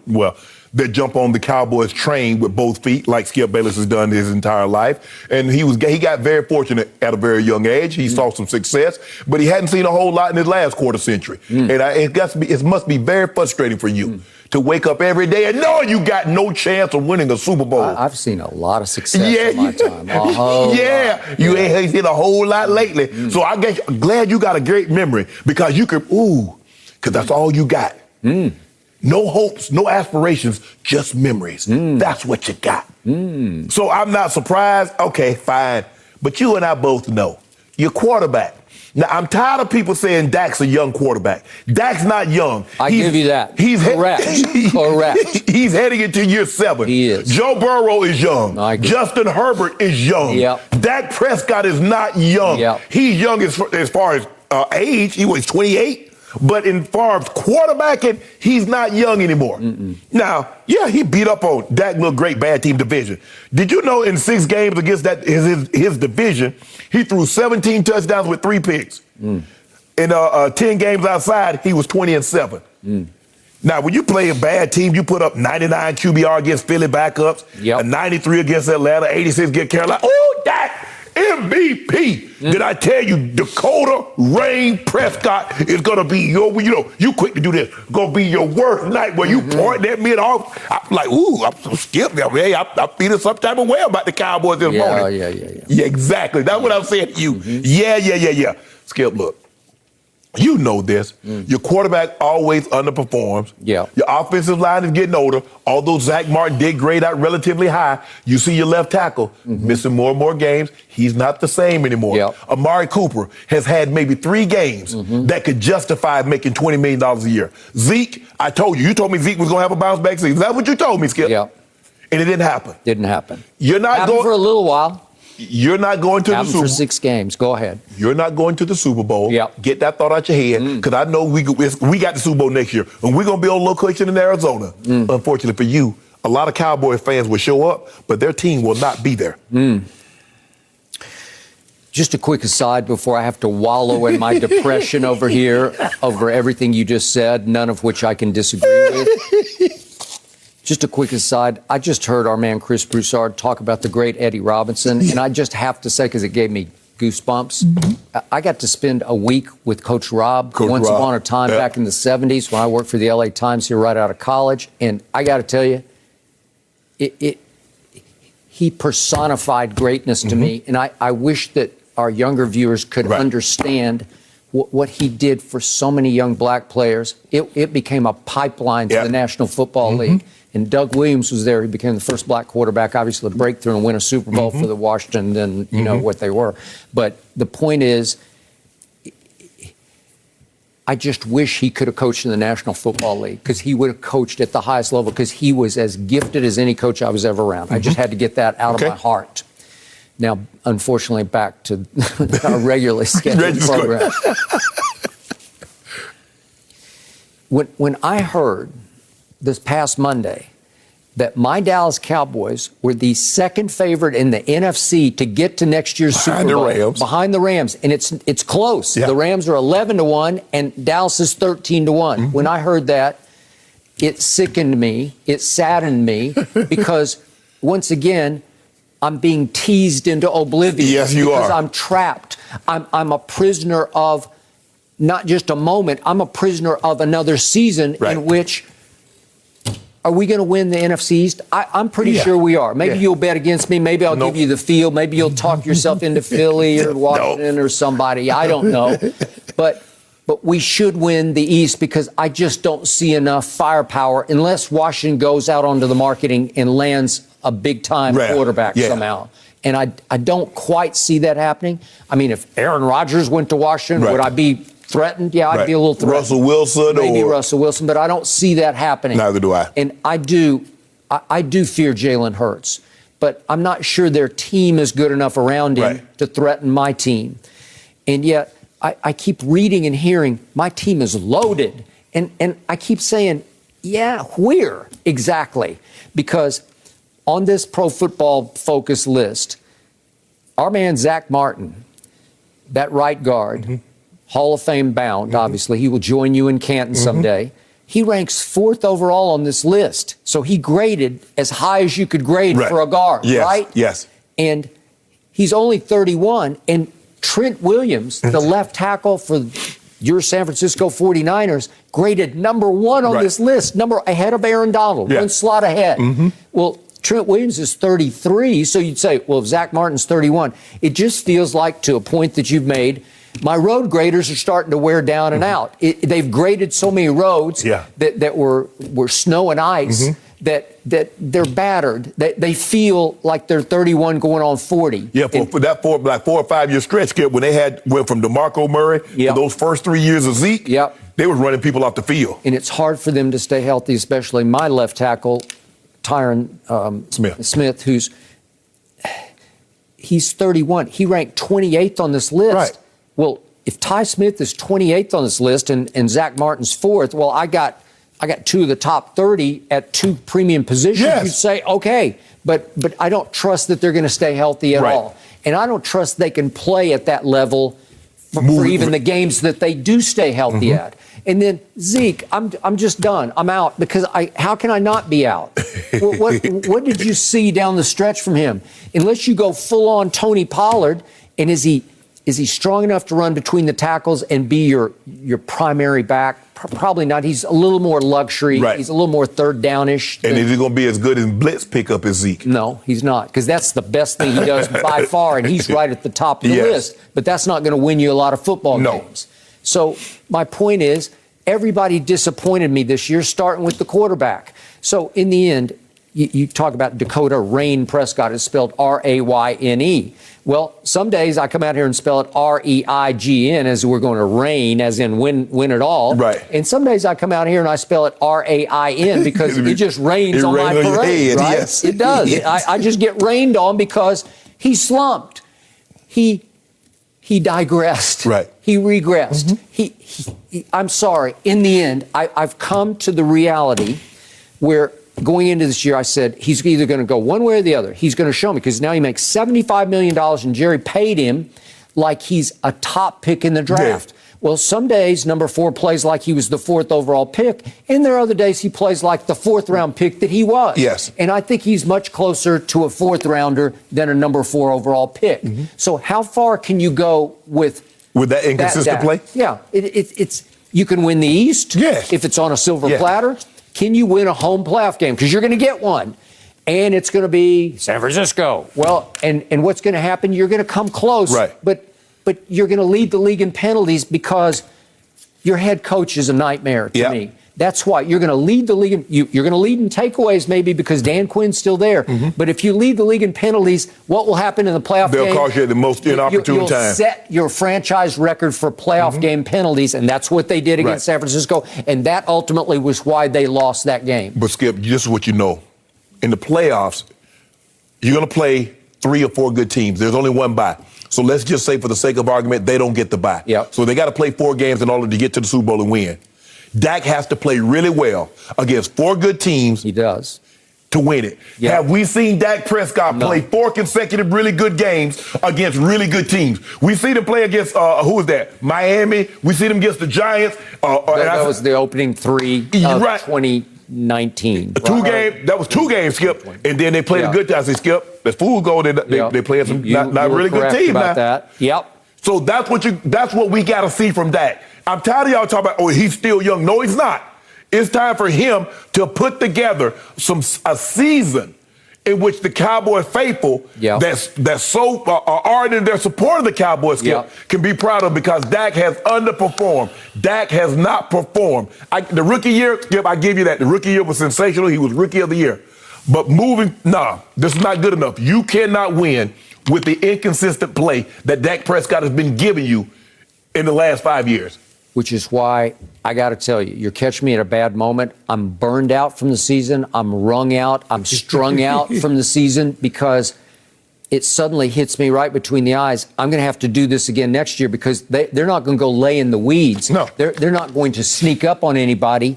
They're the second favorite, according to Fox Bet, in the NFC behind the defending Super Bowl champ. Yeah. Well, we'll see them early because guess who the Rams going to play open tonight? They play the Cowboys. The Cowboys are on this. Cowboys come there. So you know going to be open Thursday night.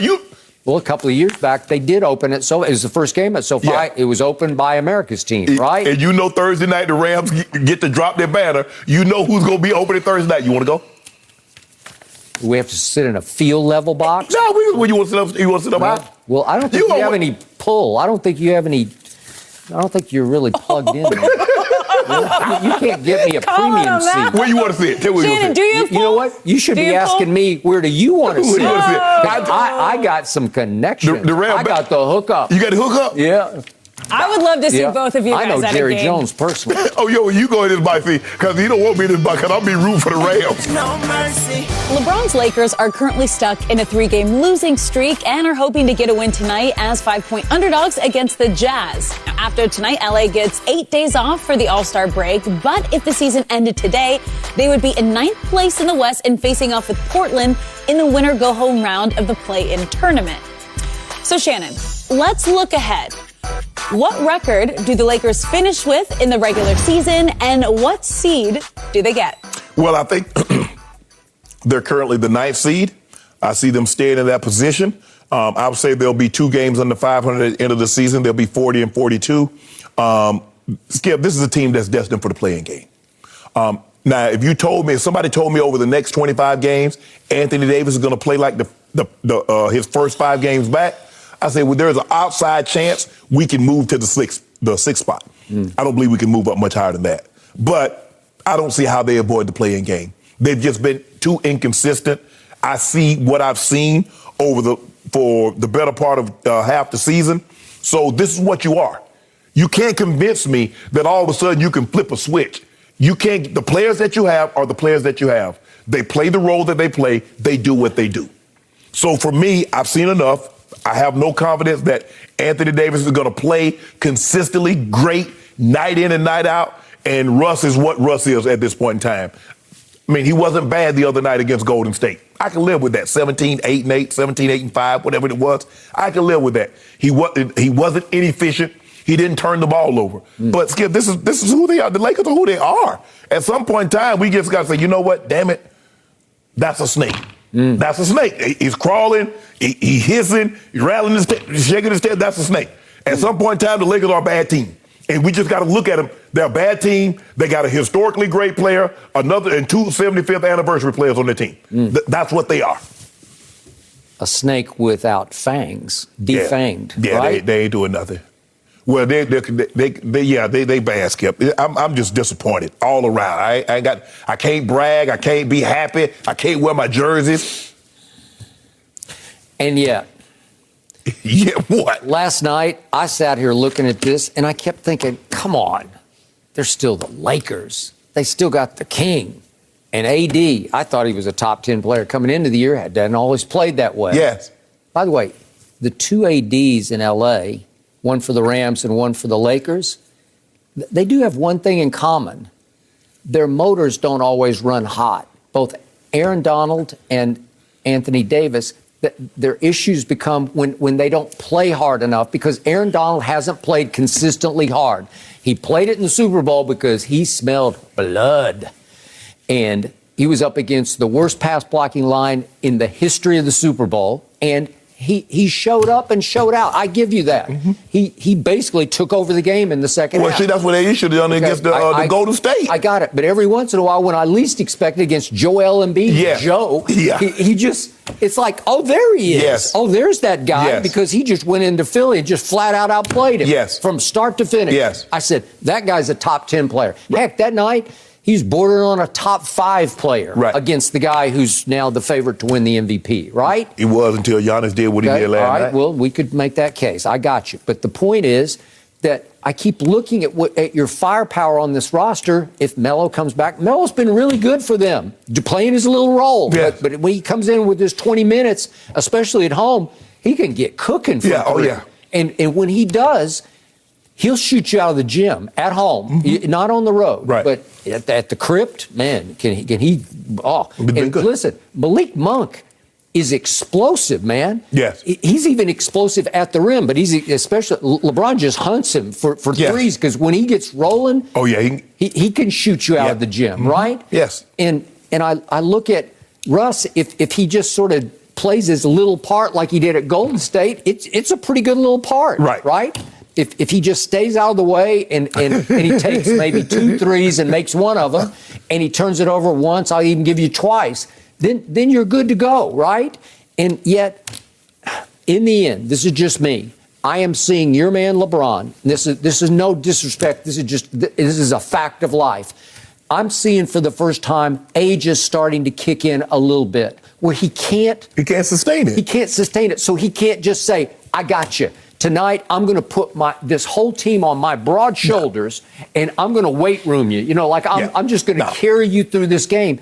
I don't see him capable of doing that. And so it's hard because he did get off to a nice start. This is a national TV game on Saturday night ahead of the Super Bowl. This is at Golden State. It's a pretty big deal. Oh, yeah. And for a while, the last game before the Super Bowl is a huge deal. Yeah, and it felt like for a while, LeBron got this. And then all of a sudden, we get to the fourth quarter, and he, like weirdly, inexplicably, very unpredictably, plays. We could argue it all night, but I think it was the worst fourth quarter of his NBA career. Because what did he start doing? He started settling. Well, I guess so. And by the way, just to remind everybody how bad it was, could we just see what started happening? There you go, man. I just got to remind everybody, this is why I can't get back on the Lakers bandwagon because of all these missed shots and 3 turnovers. He misses 9 shots in the fourth quarter. Ooh, that was a pass. That was a pass. Yeah, I don't think it was. And we got some turnovers going on. That's a little short. 3 turnovers and 9 missed shots. 1 for 10. That's settling. That is not his forte. And LeBron, easy. Whoops. That's not LeBron James. That's more Westbrookian to me. Whoops. Just a bad eye. Forced. Yes. Okay, this is a close game. That got defended. Yeah. That's out of control. That's more Westbrookian. And then that was nope. You got to give him that. That's just a tip miss. And no. This one, the one right here, though. This would have made it a 1-point game. You got to make that shot. Yeah. And any other night, he makes that shot. Yes. He just lost his rhythm.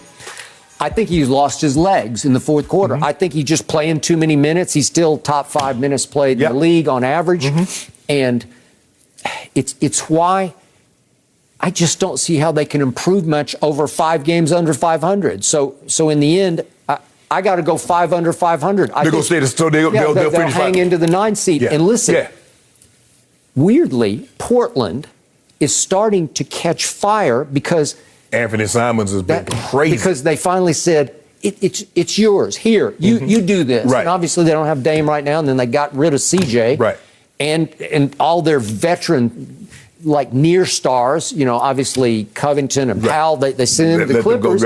And all of a sudden, all the kids are playing. And listen, Chauncey he can coach it. I'm a fan. I'm rooting for him. I'm happy that they're starting to show a little sign of life. Yeah. Well, they're breathing down your neck from the backside. Yes. So you're not going to miss the play-in tournament, but the odds are I think you're going to have to win 2 games to make the playoffs, to make the tournament, right? Yeah, but Anthony Davis said that when he was away, he watched some tape of himself and what he should be doing. I needed to watch some tape of Cat. Watch Karl Anthony Towns. Because Karl Anthony Towns had that same problem that people have said about Anthony Davis. Yeah. His motor doesn't run. Look at Cat this year. He is dominant. That's how AD should be. You remember last time Cat and AD played? You remember? You remember that? Okay. I got it. It's just not hard to play hard to me. That's it. It's not hard. Yeah, I can see it. I can see if AD wasn't talented. And you're like, well, hey, Skip, I mean, he's maxing out his talent. Anthony, no one can convince me Anthony Davis is maxing out his talent. No. The guy's 6'10", huge wingspan. For some reason, Skip, his mid-range jumper has abandoned him. He's really never been a good three-point shooter. No. Now he can't make. Now he's in the lone head with free throws. He's missing 3-4 of those a night. But what's weird is in the bubble, a poor three-point shooter was on fire, and it's for a long period of time. Yes. God. Yes. Well, okay. But I'm not seeing enough. I'm not seeing enough. I need to see more. Yeah, it's no secret that the Lakers have their work cut out for them the rest of the season. James Harden and Ben Simmons both spoke with the media yesterday for the first time since their blockbuster trade last week, and it's safe to say expectations are sky high for both guys. Take a listen. For me, it made sense, man. It's a time where I needed to be, around guys that I know that want to win and know that they are willing to do whatever it takes to win. Opportunity, the window is now. Joel is playing the best he's ever played. So my job is to come out there and help him and help the entire team win the championship. I think it's going to be scary. Having those guys running alongside me, there's multiple different weapons on the floor, and I think at the pace we want to play at, it's going to be unreal. Shannon, who will get the better of this trade? All I heard was Kyrie. James Harden was talking. All I heard was Kyrie. Guys gonna do whatever it takes. Guys just want to win. I just heard Kyrie. Did you hear that too, Skip? Oh, I thought you did. Between the lines? You tried to get some little party shots here, Skip. Look, I do not believe, I'm going to say this, I don't believe either team can beat Milwaukee in a 7-game series, Philly or the Nets. But the conversation that we're going to have, I'm going to say Philly. Because I don't believe, even though Drummond, they do have a big now, he can't do anything. He doesn't. Joel Embiid will average against this Nets team, forever how long it goes, at least 35 and 15. It might be 40 and 20 because they got no answer for it. And so with James Harden, it's always guys just get up to go back. Now, I know Ben, they say Ben is targeting the return to Philly when he's able to go again. And so guys going to get up to play each other. Yep. But I'm going to say Philly with Harden and Joel Embiid won this deal. And I know everybody's like, well, if Ben Simmons does what he does to the max, Skip, he still got to play. Unfortunately in basketball, it's not like football. Offense do what they do. They go off the field, the defense comes on. In basketball, it's not like that. So how do I hide him? How do I hide a guy? I'm going to foul him. I'm not going to let Kevin Durant beat me. I'm not going to let Kyrie Irving get shots up to beat me. I'm going to foul Ben Simmons. I'm going to make Ben Simmons beat me. This notion, he doesn't need to shoot, so you're going to play 5-on-4. Stop saying this. You guys are creating this. Well, he doesn't need to shoot. Yes, he does. You're not winning a game with 5-on-4. And right now, that's what he is offensively. He doesn't shoot. I don't know if he can or he can't, but he doesn't shoot. He's afraid of the moment. And free throws, you talk about running from the free throw line. Usain Bolt from the free throw line is what he is. LeBron-esque? Nah, he worried. Okay, if LeBron run from the free throw line, what is Ben Simmons doing? He getting a Ferrari speeding away from the free throw line. You know that. So, James Harden and Joe. I trust Doc, too, over Steve Nash. I trust Doc, but do you really trust James Harden? So. Do you really trust Joel Embiid? Because you blasted him for years on the show. You said he's sick and hurt and sick and hurt and He been eating better. He only eat like one Big Mac now. He only eat like 3. He don't get the 20-piece and the super-sized fries and all that other stuff. He get one Big Mac and a Diet Coke, and we good. And James Harden shows up in Philly with a pulled hamstring. He's always got a pulled hamstring. Limp into a season, you limp out, says the Hall of Famer Shannon Sharpe. Now he's limping into Philly, and he's going to limp out of Philly. In fact, he might bolt Philly because he's always looking for the next hurrah. Where will they embrace me next? He'll quit on them. He quit on the Rockets. He quit on the Nets. He's going to quit on the Sixers. You can't trust him. When you most need him, he is least trustable. He has been, but he's finding out the hard way. There are no easy way to a championship. He thought he was going to get a quick win to the Nets, and he think he's going to get a quick win to the fifth. There ain't no easy way, bro. These things are hard. I mean, Steph Curry, winning 3 of them in 5 years, 4 years, made it look easy. It's not easy. LeBron doing whatever you think about. LeBron's been in the league 19 years. He's only won 4. Yeah, he's been 10 times, but it's hard. James Harden is 32 going on 42. And speaking of Big Macs, he isn't shy about eating a Big Mac occasionally, right? He is the flip side of LeBron. He doesn't train. He doesn't watch his nutrition. He doesn't care. It's them Gentleman Club chicken fingers. Them things be banging. Okay, they got good food in there. They got 5-star chefs up in them places. That is no joke. I mean, I wouldn't know. I heard about it. That's what you heard. I agree. The night has 1,000 eyes.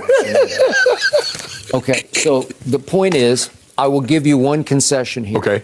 The guy that you blast in Ben Simmons, the guy who's got the demons in his head, I don't know how he did this, but he won Rookie of the Year in this league. Then You said he shouldn't have won it. Okay, but he won. I can't take it away. You said Donovan Mitchell should have won it. I thought the guy in Utah should have won. And by the way, that guy's got me tonight for 2 cases, right? Donovan Mitchell. He'll let you down. Huh? I got Utah tonight straight up for 2 cases, yes. right? Yeah. Same Utah that's won 6 in a row. Oh, I don't know. 6 or 7. Huh? 6 or 7. Okay. Well, they've won 6 straight is what they've won. Go be 6 or 7 heading into the All-Star game. All right. So where you might have me is the Ben Simmons who's made 3 straight All-Star teams and 2 straight first-team All-Defenses. I'll take that to my bank. He still has some issues that he's trying to work through. So he was asked point blank yesterday, will you be physically and mentally ready, at least for that game at Philadelphia? And he said, I hope so. Well, I wanted to hear, you better believe I will be. So I don't know. So if he has some ongoing physical, mental issues, I can't deal with that. Like right now, I'm dealing with a very mentally and physically healthy Ben Simmons. He's got to be fresh, right? Yeah. Because he hadn't played in a long time. Yes. Okay? So the point is that he's got the opposite of James Harden. He has no ego. He facilitates. He's not a good passer. He's a great passer. Yeah. He's 6 feet 10 inches tall, although I was watching him standing next to Kevin Durant. Kevin Durant is 7 feet tall. Yeah. I promise you, he towers over Ben Simmons at 6'10". So the point is, little known fact, in that Game 7 in which he turned down, he ran from the free throw line, Little Maestre for the Atlanta Hawks went 5 for 23 because a 6'10" guy on a 5'10" guy just engulfed him. Yeah, he went 10 for 10 from the free throw line, though. Okay, all right, but 5 for 23? What your guy go? Well, it just doesn't Your matter. guy didn't take 23 shots the whole series. That's called first team all defense. That's called first team I'm scared to shoot. That's called first team I got your back, Nets, because you were a poor defensive team. All of a sudden you're turning into a decent, I'll just go decent defensive team. And you have an ego you can trust. And I love what Bruce Brown said yesterday. It's a pleasure to be around so many happy players. Well, it is because they're all happy. Bruce Brown wasn't talking about that last year. He was on there popping off. Everybody was popping off. Yep. Now James Harden gone. Now we all happy. Yep. You wasn't happy last year? You see that? You hear that, James? Yep. That's what they thought about you all along, James. Yep. Well, good. Happy Philly to you. We're done with him. I just want to know, can you tell me in 5 years since he's been in the league, Ben Simmons, what has he gotten better at? Has he gotten better at shooting the 3, the mid-range, the free throw? Playing defense. Oh, okay. Yep. And pace. Did you hear him talk about pace? So who's one of the fastest players with a basketball in his hand in the league? Ben Simmons. So is he going to be Ben Wallace or Dikembe Mutombo? Well, because I mean, you're your point guard. I mean, think about this. He finished second last year in Defensive Player of the Year. Second. I mean, let that sink in, Skip. Yeah, let it sink in. All right, guys, it's going to be fun to see how this trade plays out in the second half of the season. But the LA Rams are coming off a Disneyland trip and primed for their parade later this morning. Meanwhile, Cowboys writer Clarence Hill thinks Dallas can learn a few things from the Super Bowl champs, such as being bolder in acquiring players via trade and free agency instead of just developing players in the draft. Shannon, should Jerry take the Rams' approach and plunge more in free agency and the trade market? No, because in order to do this, Skip, you need a really talented GM. Les Snead is that. Guess who's the Dallas Cowboys GM? And you see what Les Snead is? He's under the threat. I've got to get this right or I get fired. The Dallas Cowboys general manager can never get fired. Stephen Jones can never be fired. Jerry Jones can never be fired. You see, the thing is with the Rams also, Skip, they've got to win in order for their fans to come to SoFi. I want to ask you this. I don't even want to take up a whole lot of your time because you and I both know Jerry wants to draft and develop and says, see what I created, as opposed to getting something somewhere else and says, oh, I brought this in. Because he won't really get it. He still will get credit, but not the credit like he get for Micah Parsons or CeeDee Lamb or Dak Prescott. That is true. Let me ask you this, Skip Bayless. Do you believe Jerry Jones would be willing to trade a Super Bowl to be less popular? I would like to say yes, but I'm not sure about that. Of course not. Yeah. He would not trade his popularity because there's no incentive for him to do anything other than what he's doing. He's still the most popular franchise. He's still the most profitable franchise. That is correct. So what's the downside of him not going to and winning a Super Bowl year after year or even getting to a championship game? None. 85,000 fans still going to show up. Yeah. He's still going to generate the ratings, and he's still going to get the $300, $400 million that he generates through the Cowboys. It's the most valuable franchise in the world. So there is no upside for him to do it this way. I agree with Clarence Hill. Okay, yet how many times have you heard Jerry say, you can't imagine the size of the check I would write to win me a Super Bowl? Yeah. Well, that's a lie. That's a lie. That's exactly, because he does nothing in free agency. No, he does nothing. When was the last time he plunged in free agency? I can tell you exactly. I was right in the middle of it. It was for one Deion Sanders, right? Yes. And Deion had just been the catalyst to send the 49ers over the top, over the Cowboys, and Steve Young won himself a Super Bowl, thanks to, in large part, Deion Sanders, who then said, okay, I'll go to Dallas. I'll help you win a Super Bowl. And he did. And Jerry paid him like a yacht full of money, right? And Steven was all up in arms. We can't pay this much money. And that's when they found the loophole in the cap where you extend it over time, prorate it, and they jumped through all the loopholes, right? And they pulled it off and won him a Super Bowl. Well, Jerry, do you remember that? Right. That's a long time ago. They did pull the trade. They did trade capital for Amari Cooper. That paid dividends for him. But I would agree. But what does Jerry hang his hat on, to your point? The draft. Yes. Because Jerry goes to, Mobile, to the Senior Bowl every year, and he's catting around at the that kid can play. That kid can play. Somebody's whispering in his ear. Yeah. Hey, that kid can play. Will McClay. You're right. Will McClay's whispering in his ear. Yeah, you know what that stat was from the 2010 to 2020, second most Pro Bowlers drafted were the Dallas Cowboys, featuring Jerry Jones at the controls on draft night, right? Well, that's what he can brag about that. I know football. I know football players. It's too easy to plunge and say, everybody knew Deion was the greatest cornerback ever. He'd already been established when he came to Dallas, right? Well, Jerry gets no pride from that. There's no credit for that. It's too easy to say, Amari Cooper, let's trade for Amari. Jerry takes no pleasure in that, even though, to your point, it really helped. Well, they just stay the course and they draft. And they drafted Micah Parsons, 11 from heaven. You don't think that's going to go on Jerry's resume? The Rams.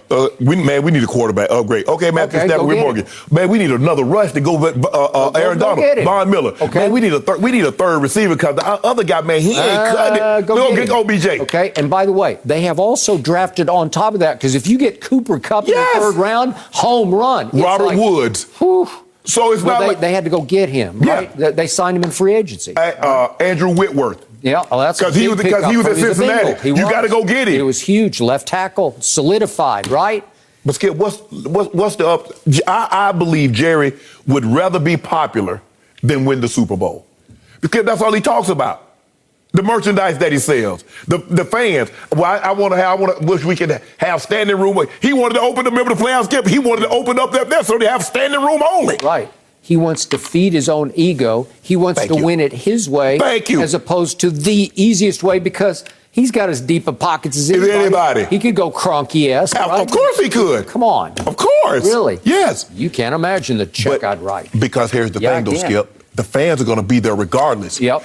Stan Kroenke, Les Lee know. No, they know. They're up against it. They up against it, and they winning. Yep. And they up against it with the fans. That is true. No mercy. After taking the Dolphins job, new coach Mike McDaniel spoke to Tua and told him, quote, "My job is to coach you to get all that greatness out of you." Shannon, you've been big on Tua since he came out of Alabama. So how much better can he get? I don't know, Skip. This Shanahan system, the West Coast system, it will placate to what he does really well. You don't need the strongest of arms. Obviously, Joe Montana and Steve Young were very successful. Jeff Garcia was very successful in this offense. But Justin Herbert would be off the charts in this offense. And it looks like to me that the Miami Dolphins took the wrong quarterback. I was wrong on this one. I don't think. Wait, you just admitted you were wrong? Yeah, I was wrong on this one. Shannon Sharpe says he's wrong publicly? Really? There's nothing wrong with that. We did battle all those years while he was at Bama? I thought he was great at Bama, but Skip, I'm not so sure he might not be any more than a middle-of-the-road quarterback. I don't see him being in that upper echelon or a guy that can take you to a Super Bowl. So Brian Flores was right. Yes. When he dug in and said, we can't win with him. Yes. Right? Yes. And you can win, but I don't believe you can win big like they want to win. Super Bowls, AFC Championship games. So the new head coach is just saying what the owner wanted him to say. We're going forward with Tua. We're going to get greatness out of him. And the new head coach is going to be in big trouble quickly. It might not be greatness, might not be in there. There might only be really goodness in there, Skip. Says Shannon Sharpe. That was big of you. Well, I was wrong. Concession speech. I was wrong. It wasn't no concession. We're back to 9:30 Eastern, but don't go anywhere because the herd starts right now.